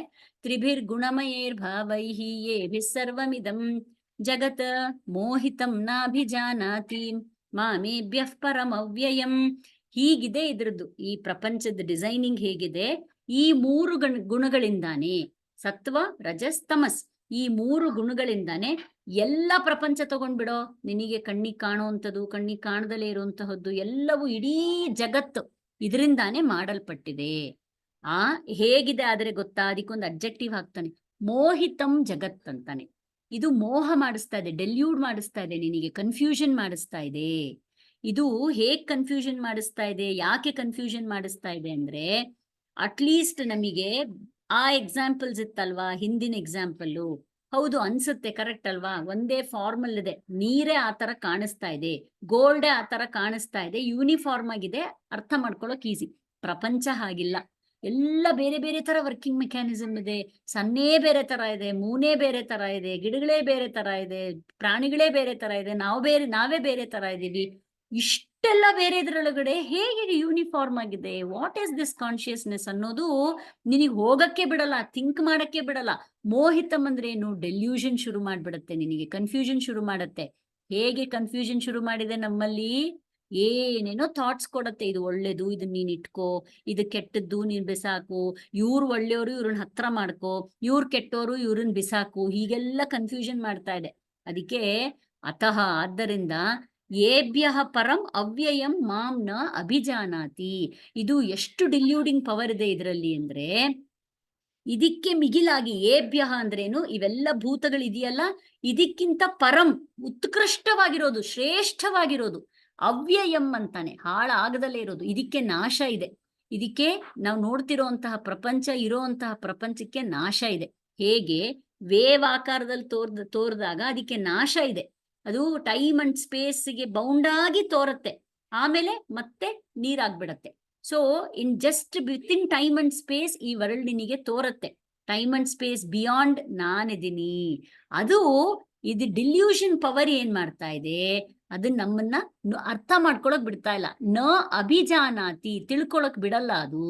ಮನುಷ್ಯನ್ಗೆ ಅಷ್ಟು ಸುಲಭನಾಗಿ ಈ ಡೆಲ್ಯೂಷನ್ ಪವರ್ ಅಲ್ಲಿ ಸಿಕ್ಕಾಕೊಂಡವನಿಗೆ ಬುದ್ಧಿ ಇಲ್ಲೇ ಸಿಕ್ಕಾಕೊಂಡ್ಬಿಡತ್ತೆ. ಹೇಗೆ ಅಂದ್ರೆ, ನಾನು ಒಳ್ಳೆ ಚೆನ್ನಾಗಿ ಆಕಾರ ಇರುವಂತಹದ್ದು ನೋಡ್ತಾ ಇದ್ರೆ ಬಳೆನ, ಇದು ಬಂಗಾರ ಅನ್ನೋದನ್ನ ಬಿಟ್ಟೆ ಬಿಡುತ್ತೆ, ನೋಡಕ್ಕೆ ಬಿಡೋದಿಲ್ಲ ಅದು. ಹಾಗೆ ನನಗ್ ಬಂಗಾರ ತೋರ್ಬೇಕಂದ್ರೆ ಏನ್ ಮಾಡ್ಬೇಕು? ನಾನು ಬಳೆ ನೋಡೋ ಸಮಯದಲ್ಲೇನೆ ಓಹೋ ಇದ್ರೊಳಗಡೆ ಬಂಗಾರ ಅಡಗಿದೆ ಅಂತ ತಿಳ್ಕೊಳ್ಬೇಕು. ಸೊ ಇವಾಗ ನೋಡೋಣ, ಇಲ್ಲಿ ಏನ್ ಹೇಳಿದಾನ ಅವನು, ಹೀಗೊಂದು ಕಲ್ಪನೆ ಮಾಡ್ಕೊಳ್ಳೋಣ. ಏನಂತ? ಅವ್ಯಕ್ತ ಅಂದ್ರೆ ಏನ್ ಗೊತ್ತಾ? Which is not manifested, which is not completely visible. ಅಂದ್ರೆ ನಾನು ಎಕ್ಸಾಂಪಲ್ ಕೊಟ್ಟಂಗೆ ಬೀಜ ತೋರಿಸ್ತಾ ಇದ್ದೀನಿ ನಿಮಗೆ, ಹಲಸಿನ ಬೀಜ ತೋರಿಸ್ತಾ ಇದ್ದೀನಿ. ಇದರಲ್ಲಿ ಅವ್ಯಕ್ತವಾಗಿ ಏನಿದೆ? ಹಲಸಿನ ಮರ ಇದ್ರೊಳಗಿದೆ ಅಂತೀನಿ. ಅಲ್ಲೊಂದು ದೊಡ್ಡ ಹಲಸಿನ ಮರ ತೋರಿಸ್ಬಿಟ್ಟು full in its whole potential ಬೆಳೆದ್ ನಿಂತು ಬಿಟ್ಟಿದೆ. ಅಷ್ಟು ದೊಡ್ಡ ಮರನ ಇದ್ರೊಳಗಿದೆ ಅಂತ ತೋರಿಸ್ತೀನಿ. ಯಾರು ನಂಬ್ಕೋತಾರೆ? ಇಷ್ಟು ಸಣ್ಣ ಬೀಜದಲ್ಲಿ ಅಷ್ಟು ಮರ ಇದೆಯಾ? ಏನೇನ್ ನಾವು ಥಿಂಕ್ ಮಾಡಿದ್ರು ನಮಗ್ ತೋಚಲ್ಲ. ಆ ಏನು ಅಡಗಿರೋ ಪವರ್ ಇದೆಯಲ್ಲ, ಅದನ್ನ ಅವ್ಯಕ್ತ ಅಂತ ಕರೀತಾರೆ. ದಟ್ ಹೋಲ್ ಟ್ರೀ ಇದ್ರೊಳಗೆ ಅಡಗಿತ್ತಲ್ಲ, ಹೇಗ್ ಅಡಗಿತ್ತು? ಅಡಗಿರೋದು ಅಂದ್ರೆ ಏನು? ಬಚ್ಚಿಟ್ಕೊಂಡಿತ್ತು, ಮುಚ್ಚಿ ಒಳಗ್ ಕೂತ್ಕೊಂಡ್ಬಿಟ್ಟಿತ್ತು. ಪೊಟೆನ್ಶಿಯಲ್ ಎನರ್ಜಿ ಅಂತ ಏನ್ ಕರಿತೀವಿ, ಒಳಗ್ ಕೂತ್ಕೊಂಡ್ಬಿಟ್ಟಿರುತ್ತೆ, ಕಾಣೋದೇ ಇಲ್ಲ ಅದು. But very very high power, ಅದನ್ನ ಅವ್ಯಕ್ತ ಅಂತ ಕರೀತಾರೆ. ಈಗ ಅದರಲ್ಲಿ ಏನ್ ಹೇಳ್ತಾನೆ ಪರಮಾತ್ಮ? ಈ ಪ್ರಪಂಚ ಏನಿದೆ ಅಲ್ವಾ, ಇದು ಅವ್ಯಕ್ತ ರೂಪಲ್ಲಿ ನನ್ನಲ್ಲೇ ಕೂತಿದೆ, ಆಯ್ತಾ? ಈಗ ವೆನ್ ಇಟ್ ಈಸ್, ನಾವ್ ಹೇಗ್ ಮಾಡ್ತೀವಿ? ಬೀಜನ್ನ ನಾವು ಭೂಮಿ ಒಳಗೆ ಹಾಕ್ತಿವಿ, that is the environment for it to grow. ಹಾಗೆ ಈ ಪ್ರಕೃತಿನ ನಾನು ಟೈಮ್ ಅಂಡ್ ಸ್ಪೇಸ್ ಒಳಗ್ ತರಬೇಕು. ಅದೇನ್ ಅವ್ಯಕ್ತವಾಗಿದೆಯಲ್ಲ, when I bring that into time and space, ಆಗ ಅದು ಆಕಾರ ಪಡ್ಕೊಳಕ್ ಶುರು ಮಾಡತ್ತೆ. ಅದಕ್ಕೆ ನೋಡಿ, ಫಸ್ಟ್ ಸತ್ವ ಅಂತ ಏನ್ ಕರ್ದ? ತ್ರಿಭಿರ್ಗುಣಮಯ ಇರ್ಬಾ, 3 ಗುಣಗಳಿದೆ. ಸತ್ವ ಅಂದ್ರೇನು? ಯಾವುದೇ ಒಂದು ಪದಾರ್ಥ ಅಂದ್ರೇನು? ಇಲ್ಲಿ ಮ್ಯಾಟರ್ ಏನೇನೇನೇನಿದೆ ಭೂಮಿ ಮೇಲೆ ಅದು ಇರಬೇಕು, ಅದಕ್ಕೊಂದು ಎಕ್ಸಿಸ್ಟೆನ್ಸ್ ತಂದೆ ಆಕಾರದಲ್ಲಿ. ಯಾವುದು ಕೂಡ ತನ್ನ ಆಕಾರ ಬದಲಾಯಿಸಲ್ಲ. ನೀರಿನ ಆಕಾರದಲ್ಲೇ ಇರುತ್ತೆ ಯಾವಾಗ್ಲೂನು, ಬೆಂಕಿ ಆಕಾರದಲ್ಲೇ ಇರುತ್ತೆ, ಮಣ್ಣಿನ ಆಕಾರದಲ್ಲೇ ಇರುತ್ತೆ. ಆಕಾರ ಕೊಟ್ಟೋರು ಯಾರು? ಅದಕ್ಕೆ ಅದರದ್ದೇ ಫಾರ್ಮಲ್ ಎಕ್ಸಿಸ್ಟೆನ್ಸ್ ಕೊಟ್ಟಿದ್ಯಾವುದು? ಆ ಪವರ್, ಆ ಶಕ್ತಿ, ಅದನ್ನ ಗುಣ ಅಂತ ಕರೆದಿದ್ದಾರೆ. ಅದಕ್ಕೆ ಸತ್ವ ಗುಣ ಅಂತ ಕರೀತಾರೆ. ನಾವೇನೇ ಮಾಡಿದ್ರು ಬೆಂಕಿಯಿಂದ ಉಷ್ಣ ತೆಗ್ಯಕ್ ಸಾಧ್ಯ ಇಲ್ಲ ಅಲ್ವಾ? ನೀರಿನಿಂದ ಫ್ಲೂಯಿಡಿಟಿ ತೆಗ್ಯಕ್ ಸಾಧ್ಯ ಇಲ್ಲ. ಅದ್ರದ್ದು ಆಕಾರದಲ್ಲಿ ಅದೇ ಇರುತ್ತೆ ಹೊರತು ಅದು ಬಿಡೋದಿಲ್ಲ. ಆ ಶಕ್ತಿ ಕೊಟ್ಟದ್ ಯಾವ ಶಕ್ತಿ? ಅದಕ್ಕೆ ಸತ್ವ ಶಕ್ತಿ ಅಥವಾ ಸತ್ವಗುಣ ಅಂತಾರೆ. ಇನ್ನೊಂದೇನು? ಪ್ರತಿಯೊಂದು ಮೋಷನ್ ಅಲ್ಲಿದೆ. ಇಲ್ಲಿ ಪ್ರಪಂಚದಲ್ಲಿ ಯಾವುದು ಸ್ಟಾಗ್ನೆಂಟ್ ಇಲ್ಲ, ಎಲ್ಲೂ ಸ್ಟಾಗ್ನೆನ್ಸಿ ಇಲ್ಲ. ಆ ಮೋಷನ್ ಅಲ್ಲಿ ಇರೋದ್ರಿಂದಾನೇ ಪ್ರಪಂಚ ನಡೀತಾ ಇರೋದು. ಆ ಶಕ್ತಿಗೆ ಏನಂತ ಕರೆದ್ರು? ರಜಸ್ ಅಂತ ಕರಿತಾನೆ, ರಜೋಗುಣ ಅಂತ ಕರಿತಾನೆ. ರಜಸ್ ಮೂರನೇದೇನಾಯ್ತು? ತಮಸ್. ಪ್ರತಿ ಫ್ರಾಕ್ಷನ್ ಆಫ್ ಸೆಕೆಂಡು ಕೂಡ this matter is getting transformed. ಎಲ್ಲಾದ್ರೂ ಒಂದ್ ಕಡೆ ಸ್ಟಾಗ್ನೆನ್ಸಿ ಬಂದ್ಬಿಟ್ರೆ ನಮಗೆ ಸ್ಟೆಬಿಲಿಟಿ ಬರಲ್ಲ. ಈ 3 ಗುಣಗಳಿಂದ ಈ ಪ್ರಪಂಚ ಮಾಡಲಾಗಿದೆ. ಅದು ನನ್ನಲ್ಲೇನೆ ಫುಲ್ಲು ಅವ್ಯಕ್ತವಾಗಿ ಎಕ್ಸಿಸ್ಟೆನ್ಸ್ ಆಗಿತ್ತು. ವ್ಯಕ್ತ ಆದ ತಕ್ಷಣ ಹೀಗೆ ಪ್ರಪಂಚ ಆಗತ್ತೆ. ವ್ಯಕ್ತ ಅಂದ್ರೇನು? ಮ್ಯಾನಿಫೆಸ್ಟ್, ಕಣ್ಣಿಗೆ ತೋರ್ಕೊಳ್ಳೋದು. ಆದ ತಕ್ಷಣ ಹೀಗಾಗತ್ತೆ. ಈ ಸ್ಟೇಟ್ ಆಫ್ ಎಕ್ಸಿಸ್ಟೆನ್ಸ್ ಅಲ್ಲೇನೆ ಎಂಟೈರ್ ವರ್ಲ್ಡ್ ಇರೋದು. ಇದು ಯಾವಾಗ್ಲೂ ಬ್ಯಾಲೆನ್ಸ್ಡ್ ಆಗಿರುತ್ತೆ. ಇದನ್ನೇ ನಾವೇನಂತ ಕರಿತೀವಿ? State of existence, state of motion ಅಂತ ಕರೆದ ಪರಮಾತ್ಮ. ಆಯ್ತಾ? ಈಗ ಮೂರನೇದೇನು? State of transformation. ಅದೇ ಸ್ಟೇಟ್ ಆಫ್ ಎಕ್ಸಿಸ್ಟೆನ್ಸ್ನೇ ಸತ್ವಗುಣ ಅಂತ ಕರೆದಿದ್ದಾನೆ. ಪ್ರತಿಯೊಂದಕ್ಕೂ ಅದರದ್ದೇ ಆಗಿರುವಂತಹ ಮೋಷನ್ ಕೆಪಾಸಿಟಿ ಡಿಸೈಡ್ ಆಗಿದೆ. ಅದನ್ನ ರಜೋಗುಣ ಅಂತ ಕರೀತಾನೆ. ಮತ್ತೆ ಕೆಲವಕ್ಕೆ ಟ್ರಾನ್ಸ್ಫಾರ್ಮೇಶನ್ ಹೀಗೆ ಆಗತ್ತೆ. ನಾವ್ ಅದನ್ನ ಡಿಸ್ಟ್ರಕ್ಷನ್ ಕನ್ಸ್ಟ್ರಕ್ಷನ್ ಅಂತ ನಮ್ಮ ಅನುಕೂಲಕ್ಕೆ ಕರ್ಕೊಂಡಿದೀವಿ ನಾವು. ಸುನಾಮಿ ಆದ ತಕ್ಷಣ ಡಿಸ್ಟ್ರಾಯಿಂಗ್ ಶಕ್ತಿ. ಯಾಕೆ? ಮನುಷ್ಯನಿಗೆ ಅದು ಕೆಟ್ಟದ್ ಮಾಡತ್ತೆ. ಪ್ರಕೃತಿಗಿಲ್ಲ ಡಿಸ್ಟ್ರಕ್ಷನ್ ಕನ್ಸ್ಟ್ರಕ್ಷನ್. ಪ್ರಕೃತಿಗೆ ಮಾತ್ರ ಇದು ಮೂರೇ ಇರೋದು. ತಾನು ಎಕ್ಸಿಸ್ಟ್ ಆಗ್ಬೇಕು ಬ್ಯಾಲೆನ್ಸ್ ಸ್ಟೇಟ್ ಅಲ್ಲಿ. ಯಾವ ತರ ಮೋಷನ್ ಕ್ರಿಯೇಟ್ ಮಾಡಿದ್ರೆ ಎಕ್ಸಿಸ್ಟೆನ್ಸ್ ತರಕ್ ಸಾಧ್ಯ? ಮೋಷನ್ ಕ್ರಿಯೇಟ್ ಕೇವಲ ರ್ಯಾಂಡಮ್ ಆಗಿಲ್ಲ, ಟ್ರಾನ್ಸ್ಫಾರ್ಮೇಶನಲ್ ಆಗಿರ್ಬೇಕದು. ಆ ತರ ಮೋಷನ್ ಕ್ರಿಯೇಟ್ ಮಾಡುತ್ತೆ. So always it wants to be balanced. ಮನುಷ್ಯ ತನ್ನ ಒಂದು ಅನುಕೂಲಕ್ಕೆ ತಕ್ಕಂಗೆ ಹೆಸರು ಕೊಟ್ಕೊಂಡ್ಬಿಟ್ಟಿದ್ದಾನೆ. ಕ್ರಿಯೇಟಿವ್ ಫೋರ್ಸಸ್, ಡಿಸ್ಟ್ರಕ್ಟಿವ್ ಫೋರ್ಸಸ್ ತನ್ನ ಅನುಕೂಲಕ್ಕೆ. ಪ್ರಕೃತಿನಲ್ಲೂ ಅಷ್ಟೇ. ವೀಡ್ಸ್ ಅಂತ ನಾವ್ ಯಾಕೆ ಕರಿತೀವಿ? ನನಗ ದುರುಪಯೋಗ ಅಂತ. ಪ್ರಕೃತಿ ಕಡೆಯಿಂದ ವೀಡ್ಸ್ ಅಲ್ಲ ಅದು. ಪ್ರಕೃತಿ ಕಡೆಯಿಂದ ಯಾವುದಕ್ಕೂ ಅದಕ್ಕೆ ಬೇಕಾಗಿರೋದು ಇಲ್ಲ, ಬೇಡಾಗಿರೋದು ಇಲ್ಲ. ಅದಕ್ಕೆ ಬೇಕಾಗಿರೋದೊಂದೇನು? ಧರ್ಮ. ಧರ್ಮ ಅಂದ್ರೇನು? ಬ್ಯಾಲೆನ್ಸ್, ಸಸ್ಟೆನ್ಸ್. ಅದೇ ನೋಡ್ತಾ ಇರೋದು ಪ್ರಕೃತಿ. ಅದನ್ನ ತರ್ಲಿಕ್ಕೋಸ್ಕರ ಇದು ಮೂರು ಎಕ್ಸಿಸ್ಟೆನ್ಸ್ ಅಲ್ಲಿ ಇದೆ ಅದು. ಆಯ್ತಾ? ಸೊ ಅದಕ್ಕೆ ಏನ್ ಹೇಳ್ತಾರೆ? ಮೆಟೀರಿಯಲ್ ಕಾಸ್. ಪ್ರಕೃತಿ ಅಂದ್ರೆ ನಾವೇನ್ ನೆನ್ಪಿಟ್ಕೊಳ್ಬೇಕು? ಮೆಟೀರಿಯಲ್ ಕಾಸ್. ಅದಕ್ಕೆ ಏನಿದೆ? ಮೂರು ಗುಣಗಳಿದೆ. ಏನೇನ್ ಗುಣಗಳದು? ಒಂದು, ಯಾವ ತರ ಅದ್ರದ್ದು ನಡೀತಾ ಇದೆ ಪ್ರತಿನಿತ್ಯ ವ್ಯತ್ಯಾಸ ಅಂದ್ರೆ ಯಾವಾಗ್ಲೂ ಅದು ಕನ್ಸರ್ವ್ ಆಗ್ಬೇಕು, ಬ್ಯಾಲೆನ್ಸ್ಡ್ ಆಗಿರ್ಬೇಕು. ಅದಕ್ಕೆ ನಾನು ಹೇಳ್ದೆ ಅಲ್ಲ, 4 ಪಿಲ್ಲರ್ಸ್ ಅಲ್ಲಿ ಧರ್ಮ ಮೊದಲಿಟ್ಟಿದ್ದಾರೆ. ಧರ್ಮದಲ್ಲೇನೆ ಈ ಪ್ರಪಂಚ ನಡೀತಾ ಇರೋದು. ಧರ್ಮ ಸತ್ಯದಲ್ಲೇನೆ ನಡೀತಾ ಇರೋದು. ಸೊ ಅದಕ್ಕೆ ಯಾವಾಗ್ಲೂ ಅದು ಏನು ತಲೆ ಕೆಡಿಸ್ಕೊಳ್ಳಲ್ಲ. ತನ್ನ ಮತ್ತೆ ಅದಕ್ಕೆ ಧರ್ಮಕ್ಕೆ ಸ್ಟೇಟಿಗೆ ಬರಕ್ಕೋಸ್ಕರ ಏನೇನ್ ಚೇಂಜಸ್ ತರಬೇಕೋ ಅಷ್ಟು ತಂದಿಟ್ಟು ಬಿಡುತ್ತೆ. ಏನೂ ಅದು ತಲೆ ಕೆಡಿಸ್ಕೊಳ್ಳಲ್ಲ. ಅದಕ್ಕೆ ಪ್ರಕೃತಿ ಅಂದ್ರೆ ಏನು? That which is the material cause for the universe to exist, emerge and function. ಅದನ್ನೇ ಇಲ್ಲಿ ಪ್ರಕೃತಿ ಟರ್ಮ್ ಇಂದ ಅವ್ನು ಕರಿತಾ ಇದ್ದಾನೆ. ಅದರಲ್ಲಿ ಏನಾಯ್ತು? ನನಗೆ ರೆಸ್ಟ್ ಅಲ್ಲಿ ಇದ್ದಾಗ ಅಥವಾ ನಾನು ಎಕ್ಸಿಸ್ಟ್ ಆಗ್ಬೇಕು ಅಂದಾಗ ಅದಕ್ಕೊಂದು ಎನರ್ಜಿ ಬೇಕು. ಅದನ್ನ ಸತ್ವ ಅಂತ ಕರೆದ. ಯಾವ ತರ ಮೋಷನ್ ಇದ್ರೆ ಅಥವಾ ಅದಕ್ಕೊಂದು ಮೋಷನ್ನಿಗೊಂದು ಎನರ್ಜಿ ಬೇಕು, ಶಕ್ತಿ ಬೇಕು, ಅದನ್ನ ರಜಸ್ ಅಂತ ಕರೆದ. ಕೇವಲ ರ್ಯಾಂಡಮ್ ಇಲ್ಲ ಅಪ್ಪ ಅದು. ಅದಕ್ಕೊಂದು ಟ್ರಾನ್ಸ್ಫಾರ್ಮೇಶನಲ್ ಶಕ್ತಿ ಇದೆ. ಅದನ್ನ ತಮಸ್ ಅಂತ ಕರೆದ. ಈಗ ನೋಡ್ಬೇಕು, ವೆರಿ ವೆರಿ ಇಂಪಾರ್ಟೆಂಟ್ ಈಸ್, ಇಷ್ಟೆಲ್ಲ ನಡೆಸ್ತಾ ಇದೆಯಲ್ಲ ಕಾರ್ಯ ಪ್ರಕೃತಿ, ಅದಕ್ಕೆ ಇಂಟೆಲಿಜೆನ್ಸ್ ಇದೆಯಾ ಅಂದ್ರೆ ಇಂಟೆಲಿಜೆನ್ಸ್ ಇಲ್ಲ. ಅದಕ್ಕೆ ಆರ್ಟಿಫಿಷಿಯಲ್ ಇಂಟೆಲಿಜೆನ್ಸ್. ಹೇಗೆ ನಾವು ಗೂಗಲ್ ಅಲ್ಲೆಲ್ಲ ಬೇಕಾದಂಗೆ ಕೆಲಸ ಆಗೋರೋದು ನೋಡ್ತಾ ಇದೀವಿ. ರೋಬೋಟ್ ಬೇಕಾದಂಗೆ ಕೆಲಸ ಮಾಡೋದು ನೋಡ್ತೀವಿ. ಇಫ್ ಯು ಹೊಸದಾಗಿ ನೋಡಿದವರಿಗೆ ತಾನೇ ಡಿಸಿಷನ್ ತಗೊಳ್ತಾ ಇದೆ, ತಾನೇ ಓಡಾಡ್ತಾ ಇದೆ, ತಾನೇ ಮಾತಾಡ್ತಾ ಇದೆ ಅನ್ಸುತ್ತೆ. No, every code is artificially given there. Even coding ವ್ಯತ್ಯಾಸ ಮಾಡ್ದೆ ಅಂದ್ರೆ ಅದ್ರದ್ದು ಆಕ್ಷನ್ ವ್ಯತ್ಯಾಸ ಆಗ್ಬಿಡುತ್ತೆ. ಏನು ಆಕ್ಷನ್ ತೋರ್ತಾ ಇರೋದು ರೋಬೋಟ್ ಅಲ್ಲಿ, ಇಂಟೆಲಿಜೆನ್ಸ್ ಇರೋದು ಅದನ್ನ ಕಂಟ್ರೋಲ್ ಮಾಡ್ತಿರೋಂತ ಪುರುಷನಲ್ಲಿ. ರೋಬೋಟ್ ಒಳಗಡೆ ಪುರುಷನ್ ಹುಡುಕ್ತಿವಾ? ಇಲ್ಲ. ನಾವು ರೋಬೋಟ್ ಆಕ್ಟ್ ಮಾಡ್ತಿರ್ಬೇಕಾದ್ರೆ ಇಂಟೆಲೆಕ್ಚುಲಿ ತಿಳ್ಕೊಳ್ಬೇಕು, ಇದ್ರ ಹಿಂದೆ ಒಂದು ಚೈತನ್ಯ ಶಕ್ತಿ ಇದೆ. ಇದೂ ಕೂಡ ಹಾಗೆ ಇರೋದು. ಎಂಟೈರ್ ಯೂನಿವರ್ಸ್ ಇಷ್ಟು ಚೆನ್ನಾಗಿ ಕೆಲಸ ಮಾಡ್ತಾ ಇದೆಯಲ್ಲ. Activity is seen here, but no independent intelligence. It is possessing artificial intelligence, borrowed intelligence. ಆ ಬಾರೋಡ್ ಇಂಟೆಲಿಜೆನ್ಸ್ ಇಂದ wonderfully it is creating, wonderfully it is maintaining, wonderfully it is transforming. ಅದರದ್ದೇ ಆಗಿರುವಂತಹದ್ದಿದೆ. ಹಾಗಾದ್ರೆ ಯಾರಿದನ್ನ ಮಾಡ್ತಾ ಇರೋದು? ಇಷ್ಟು ಚೆನ್ನಾಗಿ ವ್ಯವಹಾರ ನಡೀತಾ ಇದೆಯಲ್ಲ ಪ್ರಕೃತಿನಲ್ಲಿ, ಯಾರು ಮಾಡ್ತಾ ಇರೋದು ಅಂದ್ರೆ ಅದಕ್ಕೆ ಇಂಗ್ಲಿಷ್ನವ್ರು ಏನ್ ಕರೆದಿದ್ದಾರೆ? ಎಫೆಕ್ಟಿವ್ ಕಾಸ್. ಇಂಗ್ಲಿಷ್ನವ್ರು ಕರೆದಿಲ್ಲ, ಆಕ್ಚುಲಿ ಕೆಲವು ಟರ್ಮ್ಸ್ ನ ಟ್ರಾನ್ಸ್ಲೇಟ್ ಮಾಡಿದ್ದಾರೆ ಇದ್ರೊಳಗಿರೋದು. ಅದ್ರಲ್ಲಿ ಸ್ವಲ್ಪ ಹತ್ತಿರವಾಗಿ ಅರ್ಥ ಆಗೋದು ಅನ್ನೋದು ಎಫೆಕ್ಟಿವ್ ಕಾಸ್ ಅಂತ ನಂಗೆ ಅನ್ನಿಸ್ತಾ ತಗೊಂಡ್ ಬಂದೆ. ಎಫೆಕ್ಟಿವ್ ಕಾಸ್ ಅಂತ ಹೆಸರಿಟ್ಟಿದ್ದಾರೆ. ಯಾವ್ದದ್ ಎಫೆಕ್ಟಿವ್ ಕಾಸು? ಪುರುಷ ಅನ್ನೋ ಹೆಸರಿಂದ ಕರೀತಾರೆ. ಅದೇ ಪುರುಷ ಅಂದ್ರೇನು? ಚೈತನ್ಯ. ನಾವೆಲ್ಲರೂ ಜೀವ ಅಂತ ನಮ್ಮನ್ನ ನಾವು ಕರ್ಕೊಳ್ತೀವಲ್ವಾ, ಹಾಗೆ. ಈಗ ಕೊಡ್ಲಿ ಏನಂತಾರೆ, ಯಾವುದೋ ಒಂದು ಪಿಸ್ತೂಲ್ ತಗೊಳ್ಳೋಣ. ಪಿಸ್ತೂಲ್ ಇಂದ ಕರೆಕ್ಟ್ ಆಗಿ ಶೂಟ್ ಮಾಡ್ತಾ ಇದ್ದಾರೆ ಅಂದ್ರೆ ಅದ್ರ ಹಿಂದೆ ಏನಂತ ಕರಿತೀವಿ? ಒಂದು ಇಂಟೆಲಿಜೆನ್ಸ್ ವ್ಯಕ್ತಿ ಇರಲೇಬೇಕು. ಅದನ್ನ ಪುರುಷ ಅಂತ ಕರೆದು, ಈ ಯೂನಿವರ್ಸ್ ಹಿಂದೆ ಇರುವಂತಹ ಇಂಟೆಲಿಜೆನ್ಸ್ ಬೀಯಿಂಗಿಗೆ ಪುರುಷ ಅಂತ ಕರೀತಾರೆ. ಅದು ಯಾವ ರೀತಿ ಇದೆ ಅಂದ್ರೆ, ಆ ಶಕ್ತಿ ಹೇಗ್ ಪರಿಚಯ ಮಾಡ್ಕೊಡ್ಬೇಕಂದ್ರೆ ಅದಕ್ಕೆ ಫಾರ್ಮ್ ಇಲ್ಲ. ಇಂತಹದ್ದೇ. ಇವಾಗ ಗೋಲ್ಡಿಗೆ ಏನ್ ಫಾರ್ಮ್ ಇದೆ? ಯಾವ ತರ ಇದೆ ಗೋಲ್ಡ್ ಫಾರ್ಮು?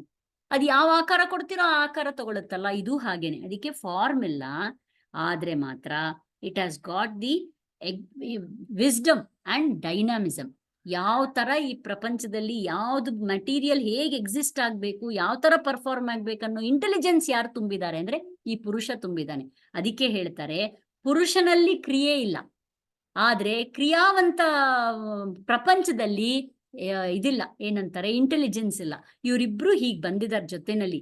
ಪುರುಷ ಪ್ರಕೃತಿ ಎರಡೂ ಸೇರ್ಬಿಟ್ಟು ಪ್ರಪಂಚ ಕೆಲಸ ಆಗ್ತಾ ಇರೋದು ನೋಡ್ತಾ ಇದೀವಿ ನಾವು. ಪ್ರಕೃತಿ ತಾಂಡವ ಆಡ್ತಾ ಇದ್ದಾಳೆ, ಅದ್ರ ಹಿಂದೆ ಇರುವಂತಹ ಶಿವ ಮಾತ್ರ ಕಾಣಲ್ಲ ನಮಗೆ. ಅದಕ್ಕೆ ಯಾವುದೇ ನಮ್ದು ಟೆಕ್ಸ್ಟ್ ತಗೊಳ್ಳಿ, ಇಟ್ ಈಸ್ ಆಲ್ವೇಸ್ ದಿ ಐಕ್ಯ ಆಫ್ ಪುರುಷ ಅಂಡ್ ಸ್ತ್ರೀ.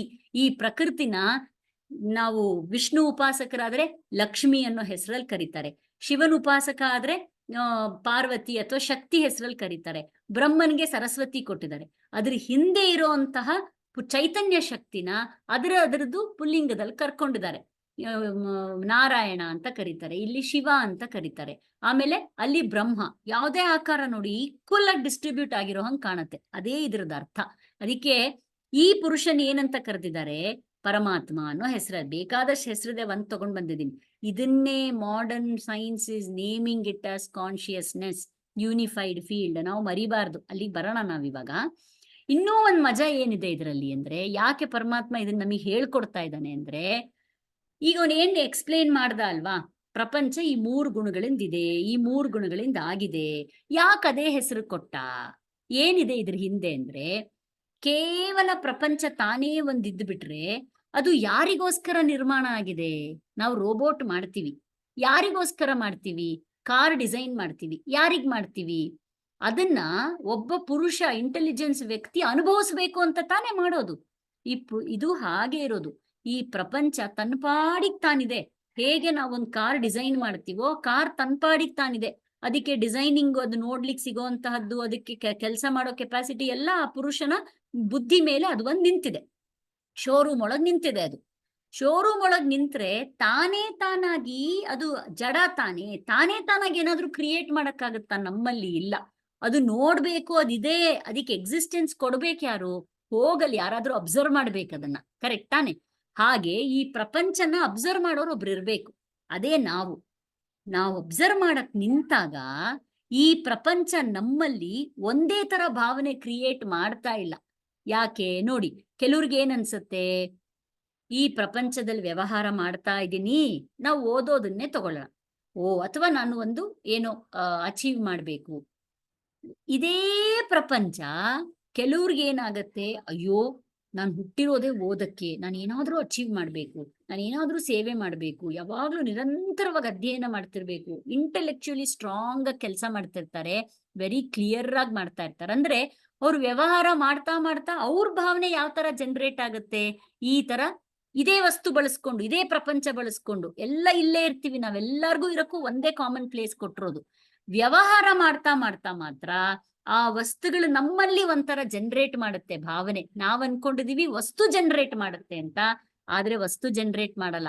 ನನ್ನ ಓನ್ ಸಂಸ್ಕಾರ ಆ ವಸ್ತುನ ಬಳಸ್ತಾ ಬಳಸ್ತಾ ನನ್ನಲ್ಲಿ ಮಾಡಿಫೈ ಆಗತ್ತೆ. ಅದನ್ನ ಮನ್ಸಲ್ಲಿ ಇಟ್ಕೊಂಡು ಪರಮಾತ್ಮ ಸಾತ್ವಿಕ, ರಾಜಸಿಕ, ತಾಮಸಿಕ ಅಂತ ಕರೆದಿದ್ದಾನೆ.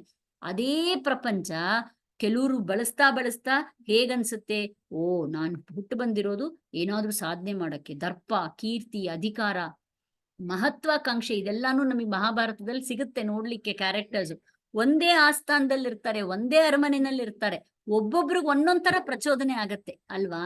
ಸೊ ಈ ಪ್ರಪಂಚ ನಮಗೆ ಎಲ್ರಿಗೂ ಒಂದೇ ತರ ಪ್ರಚೋದನೆ ಕೊಡ್ತಾ ಇಲ್ಲ. ನನ್ನ ಒಂದು ಸಂಸ್ಕಾರ ಬಲದಿಂದ ಅದೇ ಪ್ರಪಂಚನ ನಾನು ಈ ತರ ಬಳಸ್ಕೊತಾ ಇದ್ದೀನಿ. ಅದರಿಂದ ಹೇಳ್ತಾ ಇದ್ದಾನೆ ಪರಮಾತ್ಮ, ಈ 3 ಗುಣಗಳಿಂದ ಆಗಿರುವಂತಹ ಪ್ರಕೃತಿ ನಿನ್ನಲ್ಲಿ 3 ಗುಣಗಳನ್ನ ಜನರೇಟ್ ಮಾಡ್ತಾ ಇದೆ. ನಾವ್ ಎಲ್ಲಾದ್ರೂ ಒಂದ್ ಕಡೆ ಹಾಕೊಳ್ಳೇಬೇಕು, ಇಂಡಿಪೆಂಡೆನ್ಸ್ ಎಕ್ಸ್ಪೀರಿಯನ್ಸ್ ಮಾಡಕ್ಕೋಸ್ಕರ. ನಮಗೆ ಭಾವನೆ ಬರ್ಬೇಕು ಮೊದ್ಲು, ನಾನು ಯಾವಾಗ್ಲೂ ಇಂಡಿಪೆಂಡೆಂಟ್ ಆಗಿದ್ದೀನಿ, ಇದೆಲ್ಲಾನು ನಾನು ನೋಡ್ತಾ ಇದ್ದೀನಿ, ಅಬ್ಸರ್ವ್ ಮಾಡ್ತಾ ಇದ್ದೀನಿ ಅಂತ. ಕರೆಕ್ಟ್ ತಾನೆ? ಈ ಪ್ರಪಂಚನೂ ಹಾಗೆ ನಡೀತಾ ಇದೆ ನೋಡಿ. ನಮಗೆ ಒಂದೊಂದ್ಸಲ ಸಾತ್ವಿಕ ಭಾವನೆ ಬರುತ್ತೆ, ಸುಖವಾಗಿದ್ದೀವಿ, ಸಂತೋಷವಾಗಿದ್ದೀವಿ, ಚೆನ್ನಾಗಿ ಅಚೀವ್ ಮಾಡ್ತಾ ಇದ್ದೀನಿ ಅನ್ಸುತ್ತೆ. ಆ ಭಾವನೆ ಬಿಟ್ಟು ಹೋಗುತ್ತೆ.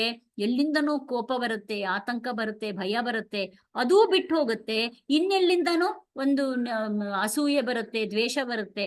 ಒಂದೊಂದು ಕೂಡ ನಮಗೆ ಮ್ಯೂಚುಲಿ ಎಕ್ಸ್ಕ್ಲೂಸಿವ್ ಇವೆಂಟ್.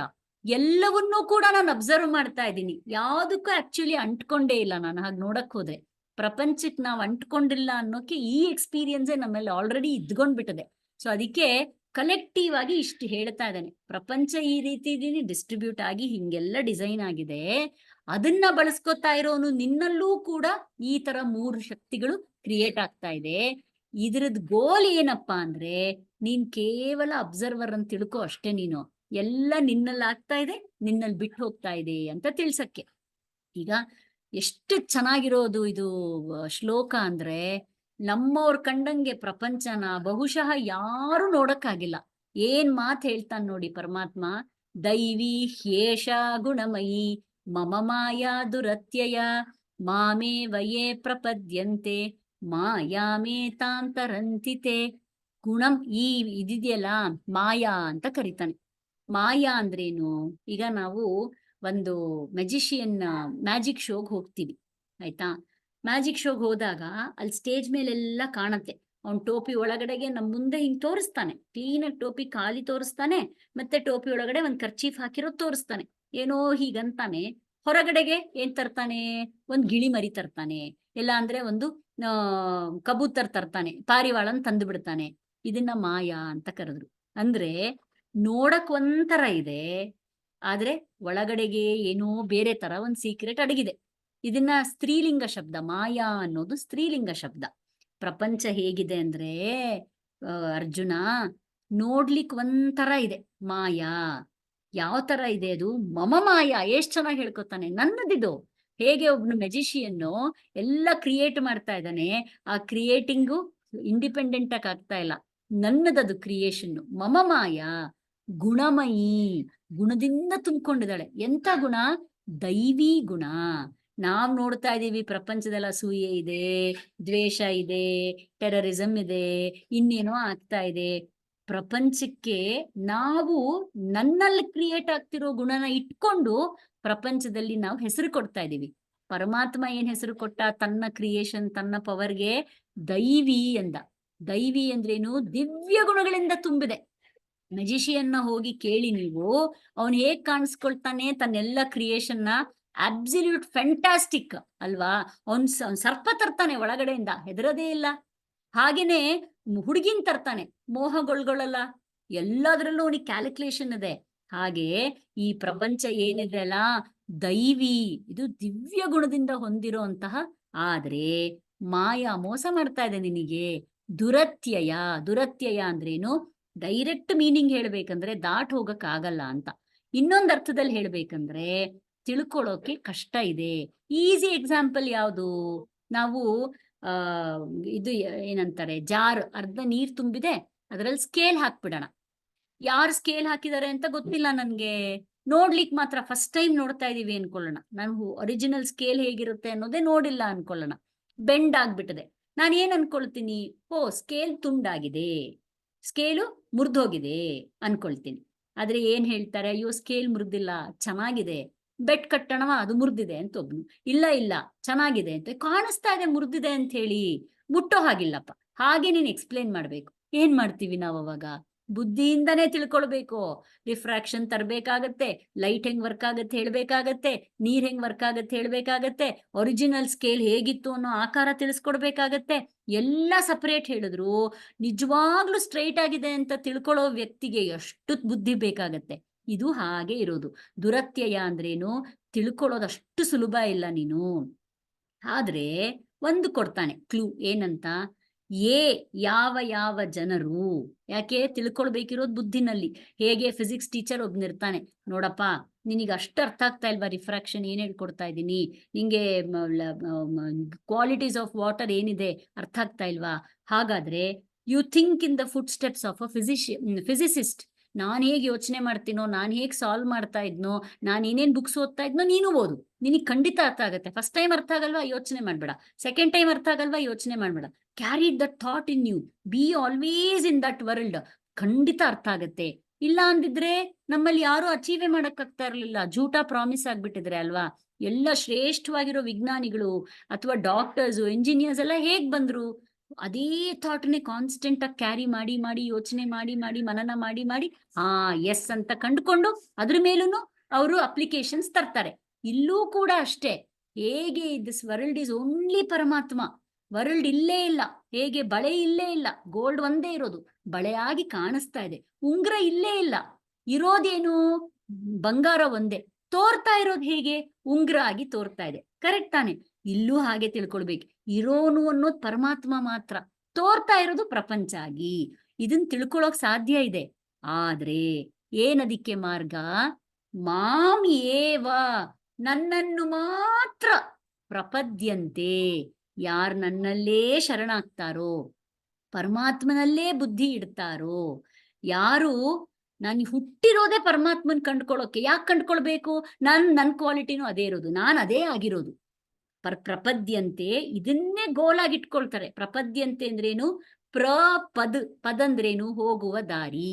ಅದಕ್ಕೆ ತಿಳ್ಕೊಳ್ಳೋದು ಅನ್ನೋದು ಅರ್ಥ ಇದೆ. ಎರಡನ್ನೂ ತಗೊಳ್ಬಹುದು ನಾವು. ಇದೇ ನನ್ನ ಜೀವನದ ಗುರಿ. ಇದು ನಮಗ್ ಮಾತ್ರ ಸಾಧ್ಯ. ಮನುಷ್ಯರಿಗೆ, ನಾಯಿಗ್ ತಿಳ್ಕೊಳಕ್ಕಾಗಲ್ಲ, ಕೋತಿಗ್ ತಿಳ್ಕೊಳಕ್ಕಾಗಲ್ಲ, ಹುಲಿ ನರಿ ಯಾವುದಕ್ಕೂ ತಿಳ್ಕೊಳಕ್ಕಾಗಲ್ಲ. ಪರಮಾತ್ಮನ್ನ ತಿಳ್ಕೊಳ್ಳೋಕೆ ಮನುಷ್ಯರಿಗೆ ಮಾತ್ರ ಸಾಧ್ಯ. ಅದಕ್ಕೆ ಅದನ್ನ ಶರಣಾಗ್ತಾರೋ, ಕಾಯ ವಾಚ ಮನಸ ಶರಣಾಗ್ಬಿಡ್ಬೇಕು. ಮತ್ತೆ ಕೇವಲ ಭಕ್ತಿ ಸಾಕಾಗಲ್ಲ, ಕೇವಲ ಕರ್ಮ ಸಾಕಾಗಲ್ಲ, ಕೇವಲ ಬುದ್ಧಿನೂ ಸಾಕಾಗಲ್ಲ. 3 ಫಾರ್ಮ್ಯಾಟು ಹಾಕೊಳ್ಬೇಕು.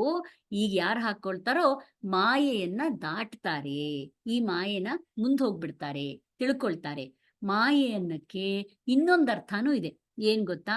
You cannot measure. ನೀನು ಹೇಗೆ ಇವಾಗ ನಾವು ನೋಡ್ತಾ ಇದೀವಿ, ಮೆಜಿಷಿಯನ್ ಮಾಡ್ತಾ ಇದ್ದಾನೆ, ಕರ್ಚೀಫು ಹಾಕ್ತಾ ಇದ್ದಾನೆ, ಆದ್ರೆ ಕಬೂತರ್ ಹೊರಗೆ ಬರ್ತಾ ಇದೆ. ಇದ್ರ ಏನ್ ಮೆಷರ್ ಮಾಡ್ತೀವಿ ನಾವು? ಹೇಗೆ can you correlate between all those events correlate ಮಾಡಕ್ಕಾಗಲ್ವಲ್ಲ. ಹಾಗೇನೆ ಬ್ಯೂಟಿಫುಲ್ ಆಗಿ ತಗೊಳ್ತಾರೆ ಇದ್ರದ ಅರ್ಥ.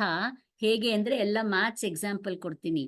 ನಾವು ಗ್ರಾಫ್ ಮಾಡ್ತೀವಿ ಅಲ್ವಾ, ಗ್ರಾಫ್ ಹೇಗ್ ಪ್ಲಾಟ್ ಮಾಡ್ತೀವಿ? ಎಕ್ಸ್ ಆಕ್ಸಿಸ್ ಅಲ್ಲಿ ಸಣ್ಣದು ಈಕ್ವಲ್ ಅಮೌಂಟ್ ಆಫ್ ಡಿಸ್ಟೆನ್ಸ್ ಅಲ್ಲಿ ಹಾಕಿರ್ತಾರೆ ಲೈನು. ವೈ ಆಕ್ಸಿಸ್ ಅಲ್ಲೂ ಹಾಗೆ ಹಾಕಿರ್ತಾರೆ. ಟೆಂಪೊರರಿಲಿ ನಾವೇನ್ ಮಾಡ್ತಾ ಇದೀವಿ?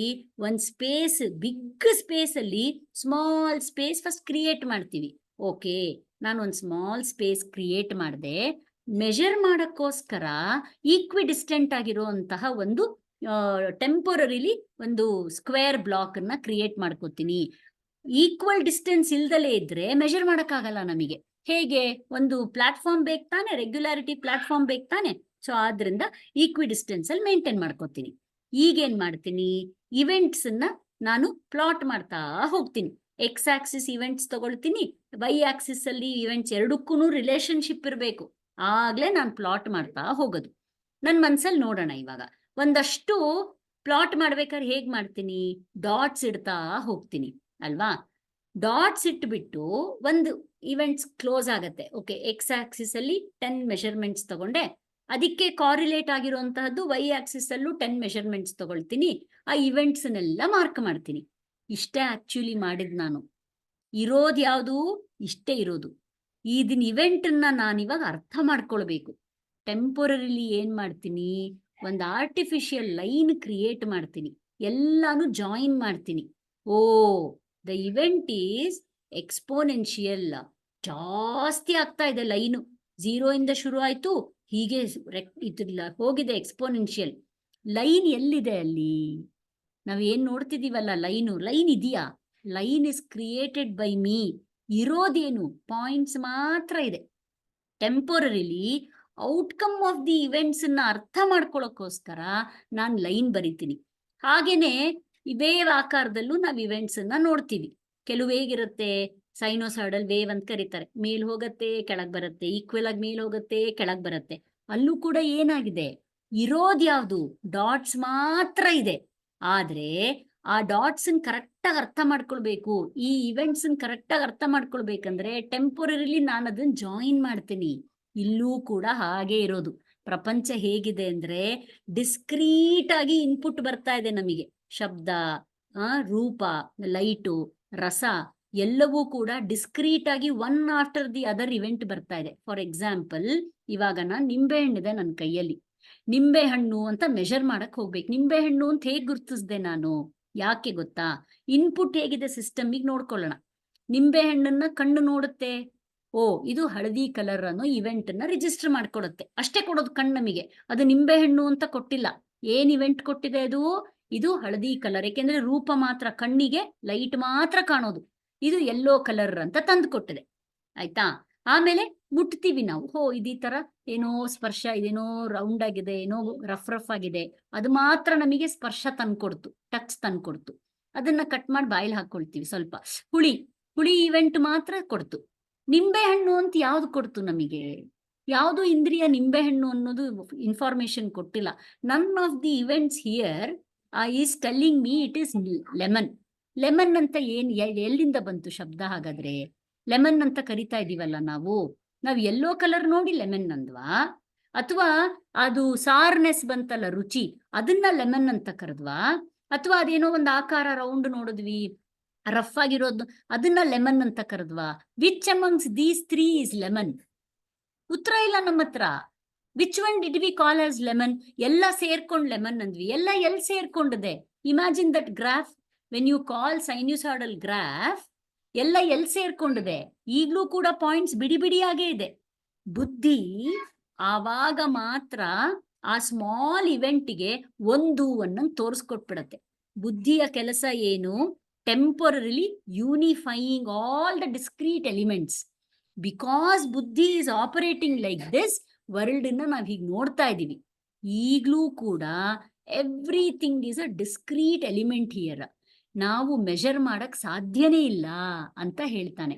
ಸೈನ್ಸ್ ಏನ್ ಹೇಳುತ್ತೆ? Very interesting studies. ಒಂದು 5 ನಿಮಿಷ ಇದೆ, ಆಮೇಲೆ we will close. Please watch this very carefully. The Heisenberg uncertainty principle is one of a handful of ideas from quantum physics to expand into general pop culture. It says that you can never simultaneously know the exact position and the exact speed of an object, and shows up as a metaphor in everything from literary criticism to sports commentary. Uncertainty is often explained as a result of measurement, that the act of measuring an object's position changes its speed, or vice versa.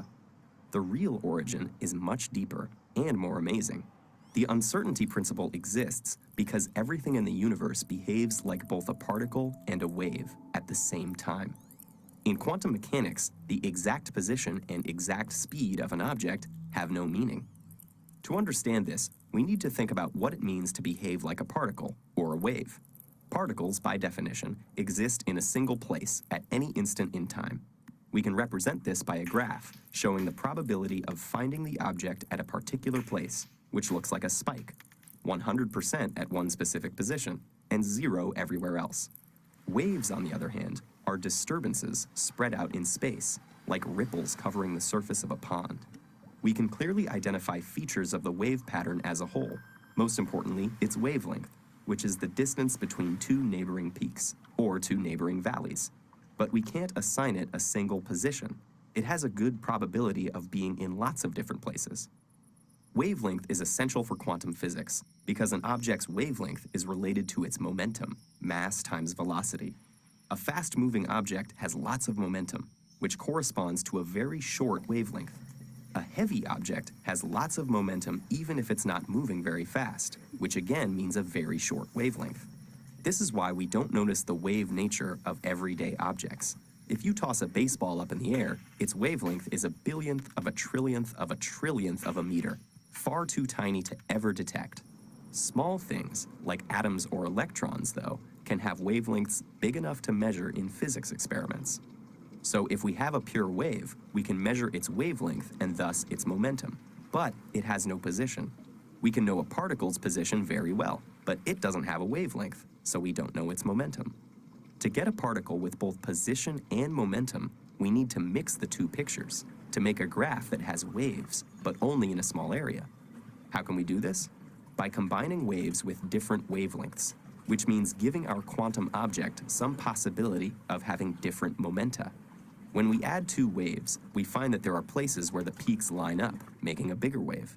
and other places where the peaks of one fill in the valleys of the other. The result has regions where we see waves separated by regions of nothing at all. If we add a third wave, the regions where the waves cancel out get bigger, a fourth and they get bigger still, with the wavy regions becoming narrower. If we keep adding waves, we can make a wave packet with a clear wavelength in one small region. That's a quantum object with both wave and particle nature. But to accomplish this, we had to lose certainty about both position and momentum. The position isn't restricted to a single point. There's a good probability of finding it within some range of the center of the wave packet. And we made the wave packet by adding lots of waves, which means there's some probability of finding it with a momentum corresponding to any one of those. Both position and momentum are now uncertain, and the uncertainties are connected. If you want to reduce the position uncertainty by making a smaller wave packet, you need to add more waves, which means a bigger momentum uncertainty. If you want to know the momentum better, you need a bigger wave packet, which means a bigger position uncertainty. That's the Heisenberg uncertainty principle, first stated by German physicist Werner Heisenberg back in 1927. This uncertainty isn't a matter of measuring well or badly, but an inevitable result of combining particle and wave nature. The uncertainty principle isn't just a practical limit on measurement. It's a limit on what properties an object can have, built into the fundamental structure of the universe itself. ಏನು ಅರ್ಥ ಆಗ್ಲಿಲ್ಲ ಅಂತ ಮಕ್ಕಳು ಬೇಜಾರು ಮಾಡ್ಕೋಬೇಡಿ, ಕಷ್ಟನೇ ಇದೆ. ನಂಗೂ ಖಂಡಿತ ಅರ್ಥ ಆಗಿರ್ಲಿಲ್ಲ. ಇಷ್ಟೇ ತಿಳ್ಕೊಳ್ಳೋಣ ಸದ್ಯಕ್ಕೆ. ಅವ್ರು ಏನ್ ಹೇಳ್ತಾ ಇದ್ದಾರೆ, ನಮ್ಮ ಪರಮಾತ್ಮ ಏನ್ ಹೇಳ್ತಾ ಇದ್ದಾನೆ, ನಿನಗೆ ಏನ್ ಪ್ರಪಂಚ ಕಾಣ್ತಾ ಇದೆಯಲ್ಲ ಅದೇ ಎಕ್ಸ್ಪೆರಿಮೆಂಟಲ್ ಪ್ರೂವ್ ಆಗಿರೋದು. ಪ್ರಪಂಚ ಹೇಗ್ ಕಾಣಿಸ್ತಾ ಇದೆ, ಓಕೆ ಅಲ್ಲೊಂದ್ ಕಾರ್ ನಿಲ್ಸಿದೀನಿ, ಯಾರಾದ್ರೂ ಆ ಕಾರನ್ನ ತಳ್ಳೋ ತನಕ ಅದು ಮೂವ್ ಆಗಲ್ಲ, ಅದು ಹಾಗೆ ನಿಂತಿರುತ್ತೆ ಅಲ್ವಾ. ಆಮೇಲೆ ಆ ಕಾರಿಗೆ ಡೆಫಿನೆಟ್ ಪೊಸಿಷನ್ ಇದೆ. ಇಲ್ಲಿ ನನ್ ಮನೆ ಮುಂದಿರೋ ಕಾರ್ ನನ್ ಮನೆ ಮುಂದೆ ಇರುತ್ತೆ, ಅದೇ ಕಾರ್ ನನ್ ಮನೆ ಮುಂದೂ ಇದೆ, ಅದೇ ಕಾರ್ ಇನ್ನೊಬ್ರು ಮನೆ ಮುಂದೂ ಇದೆ ಅಂತ ಆಗಕ್ ಸಾಧ್ಯ ಇಲ್ಲ, ಕರೆಕ್ಟ್ ಅಲ್ವಾ. ಹಾಗೇನೆ ಯಾವ್ದೋ ಒಂದು ಬಾಡಿ ಹೋಗ್ತಾ ಇರುತ್ತೆ, ಅದನ್ನ ನಿಲ್ಲಿಸ್ಬೇಕು ಅಂದ್ರೆ ಮತ್ತೆ ನನ್ ಫೋರ್ಸ್ ಹಾಕ್ಬೇಕು. ಹೀಗೆ ಮೇಲೆಲ್ಲ ಪ್ರಪಂಚದಲ್ಲಿ ನಮಗೆ ಕಾಣಿಸ್ತಾ ಇದೆ. ಆದ್ರೆ ಅದೇ ಮ್ಯಾಟರ್ನ ತಗೊಂಡು ಡೀಪ್ ಆಗಿ ಅನಲೈಸ್ ಮಾಡಕ್ ಹೋದ್ರೆ finest of the finest particle ಏನಿದೆ ಅದಕ್ಕೆ ಡೆಫಿನೆಟ್ ಪೊಸಿಷನ್ನೇ ಇಲ್ಲ. ಒಂದೇ ಪಾರ್ಟಿಕಲ್ಲು, ರಿಮೆಂಬರ್ ದಿಸ್, ಒಂದೇ ಪಾರ್ಟಿಕಲ್ ಮಲ್ಟಿಪಲ್ ಪ್ಲೇಸಸ್ ಅಲ್ಲಿ ಇರಕ್ ಸಾಧ್ಯ ಇದೆ. ಹೇಗೆ ವಾಟರ್ನ ವೇವ್ಸ್ ಹೇಗಿರುತ್ತಲ್ಲ, ವಾಟರ್ ವೇವ್ಸ್ ಅನ್ನ ಹೇಗ್ ಮೆಷರ್ ಮಾಡೋದು ನಾವು, ಪಾರ್ಟಿಕಲ್ ತರ ಮೆಷರ್ ಮಾಡಕ್ಕಾಗತ್ತಾ, ಆಗಲ್ಲ ಅಲ್ವಾ. ಪ್ರಪಂಚ ಹಾಗೆ ಇದೆ ಅಂತ ಅವ್ರು ಹೇಳ್ತಾ ಇರೋದು. ನಿಂಗೆ ಮೇಲ್ನೋಟಕ್ಕೆ ಮಾತ್ರ ಓ ಸೂರ್ಯ ಅದೇ ಪೊಸಿಷನ್ ಅಲ್ಲಿ ಇದ್ದಾನೆ, ಬೆಳಿಗ್ಗೆ ಎದ್ರೆ ಯಾವಾಗ್ಲೂ ನಲ್ಲೇ ನೋಡ್ತೀನಿ, ಪೃಥ್ವಿ ಇದೇ ಪೊಸಿಷನ್ ಅಲ್ಲಿ ಇದೆ, ಆಮೇಲೆ ಸೂರ್ಯ ತಾರೆಗಳೆಲ್ಲ ಹೀಗೆ, ಚಂದ್ರ ತಾರೆಗಳೆಲ್ಲ ಹೀಗೆ ಇದೆ, ಭೂಮಿ ಮೇಲಿರೋ ಆಬ್ಜೆಕ್ಟ್ಸ್ ಎಲ್ಲ ಒಂದ್ರ ಮೇಲೊಂದು ಹೀಗಿದೆ, ಸಾಲಿಡ್ ಆಗಿದೆ, ಇದು ಲಿಕ್ವಿಡ್ ಆಗಿದೆ, ಹೀಗ್ ತೋರಿಸ್ತಾ ಇದೆಪ್ಪ. ಮಾಯೆ ಮಾಯೆ ಅಂತ ಯಾಕೆ ಕರ್ದ, ನೀನ್ ಡೀಪೆಸ್ಟ್ ಆಫ್ ದಿ ಡೀಪೆಸ್ಟ್ ಲೆವೆಲ್ಗೆ ಹೋಗ್ಬಿಟ್ರೆ ಅದು ನಿನಗ್ ಕೈ ಕೊಡೋ ಹಾಗಿದೆ. ಅದ್ ಹೇಗಿದೆ ಅಂದ್ರೆ ಒಂದ್ ಕಡೆಗಿಲ್ಲ, ಅದು ಎಲ್ಲಾ ಕಡೆಗೂ ಇದ್ಕೊಂಡ್ಬಿಟ್ಟದೆ. ನಿನಗದು ಮೆಷರೇ ಮಾಡಕ್ಕಾಗಲ್ಲ, ಹಿಡಿಯಕ್ಕೆ ಆಗಲ್ಲ. The deepest level of this universe is totally different. ಅದಕ್ಕೆ ಹೇಗಿದೆ ಅಂತ ಮುಂದೆ ಹೇಳ್ಕೊಡ್ತಾನೆ. But this is what is the reality. ಏನ್ ಕಾಣ್ತಾ ಇದೆ ಪ್ರಪಂಚ ಆ ತರ ರಿಯಲ್ ಆಗಿಲ್ಲ, ಏನ್ ರಿಯಲ್ ಆಗಿದೆ ಅದು ಕಾಣಿಸ್ತಾ ಇಲ್ಲ. That is why he called as maya. ಈಸಿಯಾಗಿ ತಿಳಿಸ್ಕೊಟ್ಬಿಟ್ಟ. You try to understand this through the science world, it is much more complicated. It's very difficult to understand. ನಾವು ಪರಮಾತ್ಮನ್ ನಂಬಿಕೊಂಡು ಬಿಟ್ರೆ ಖಂಡಿತ ಪ್ರಪಂಚ ದಾಟ್ ಹೋಗ್ಬೋದು, ಅದರಲ್ಲಿ ಏನು ಡೌಟ್ ಇಲ್ಲ. ಸಿಂಪಲ್ ಆಗಿ ಹೇಳ್ಕೊಡ್ತಾನೆ ಏನಂತ, ನಿನಗೇನ್ ಪ್ರಪಂಚ ಕಾಣಿಸ್ತಾ ಇದೆ ನೀನ್ ಅದನ್ನ ನಂಬ್ಕೋಬೇಡ. ಪ್ರಪಂಚ deepest of the deepest layer ಅಲ್ಲಿ ನಾನಿದ್ದೀನಿ, ಅಲ್ಲಿ ನಂಬಿಕೆ ಇಡು ನೀನು. What's ever happening, he has got a role in it, he has got the intelligence in it, he is the supreme intelligence who will take care. ನಾನು ಅವನಿಗೆ ಶರಣಾಗತಿ ಆಗ್ಬಿಡ್ತೀನಿ ಅಂತ ಒಂದು ನೀನ್ ಫಾರ್ಮುಲಾ ಹಾಕೋ, ಮಿಕ್ಕಿದ್ದೆಲ್ಲ ನಿನಗೆ ಅರ್ಥ ಆಗೋ ಹಂಗ್ ಬುದ್ಧಿ ನಾನು ಕೊಡ್ತೀನಿ ಅನ್ನೋ ಪ್ರಾಮಿಸ್ ಅವ್ನು ಮಾಡಿದಾನೆ. But why I wanted to bring this was, ಎಲ್ಲಾ ಕಡೆಗೂ ಸೈನ್ಸ್ ಎಕ್ಸ್ಪೆರಿಮೆಂಟ್ ಮಾಡ್ಕೊಂಡು ಇವಾಲ್ವ್ ಆಗಿ it has come to the position where now the science is able to prove with experiments that this universe is unreal. That is what it is proven. ಆಮೇಲೆ you cannot measure, we are not able to measure many things in certain about this world. ಇಲ್ಲಿಗೆ ಅವರು ಬಂದು ನಿಂತಿದ್ದಾರೆ, ಮುಂದೇನು ಅವ್ರು ಹುಡುಕ್ತಾ ಇದ್ದಾರೆ, ನಾವು ಹುಡುಕೋ ಅವಶ್ಯಕತೆ ಇಲ್ಲ. ಯಾಕೆಂದ್ರೆ ನಮಗೆ ಪರಮಾತ್ಮ ಕೊಟ್ಟಿದ್ದಾನೆ, ಎಲ್ಲ ಹೇಳ್ಕೊಟ್ಬಿಟ್ಟಿದ್ದಾನೆ. ಹೇಳ್ಕೊಡದಲ್ಲೇ ಇರೋದು ಏನೂ ಇಲ್ಲ ಪ್ರಪಂಚದಲ್ಲಿ, ಹಾಗೆ ಹೇಳ್ಕೊಟ್ಟಿದ್ದಾನೆ. ನಾವಂತೂ ಕಲಿಯೋಣ.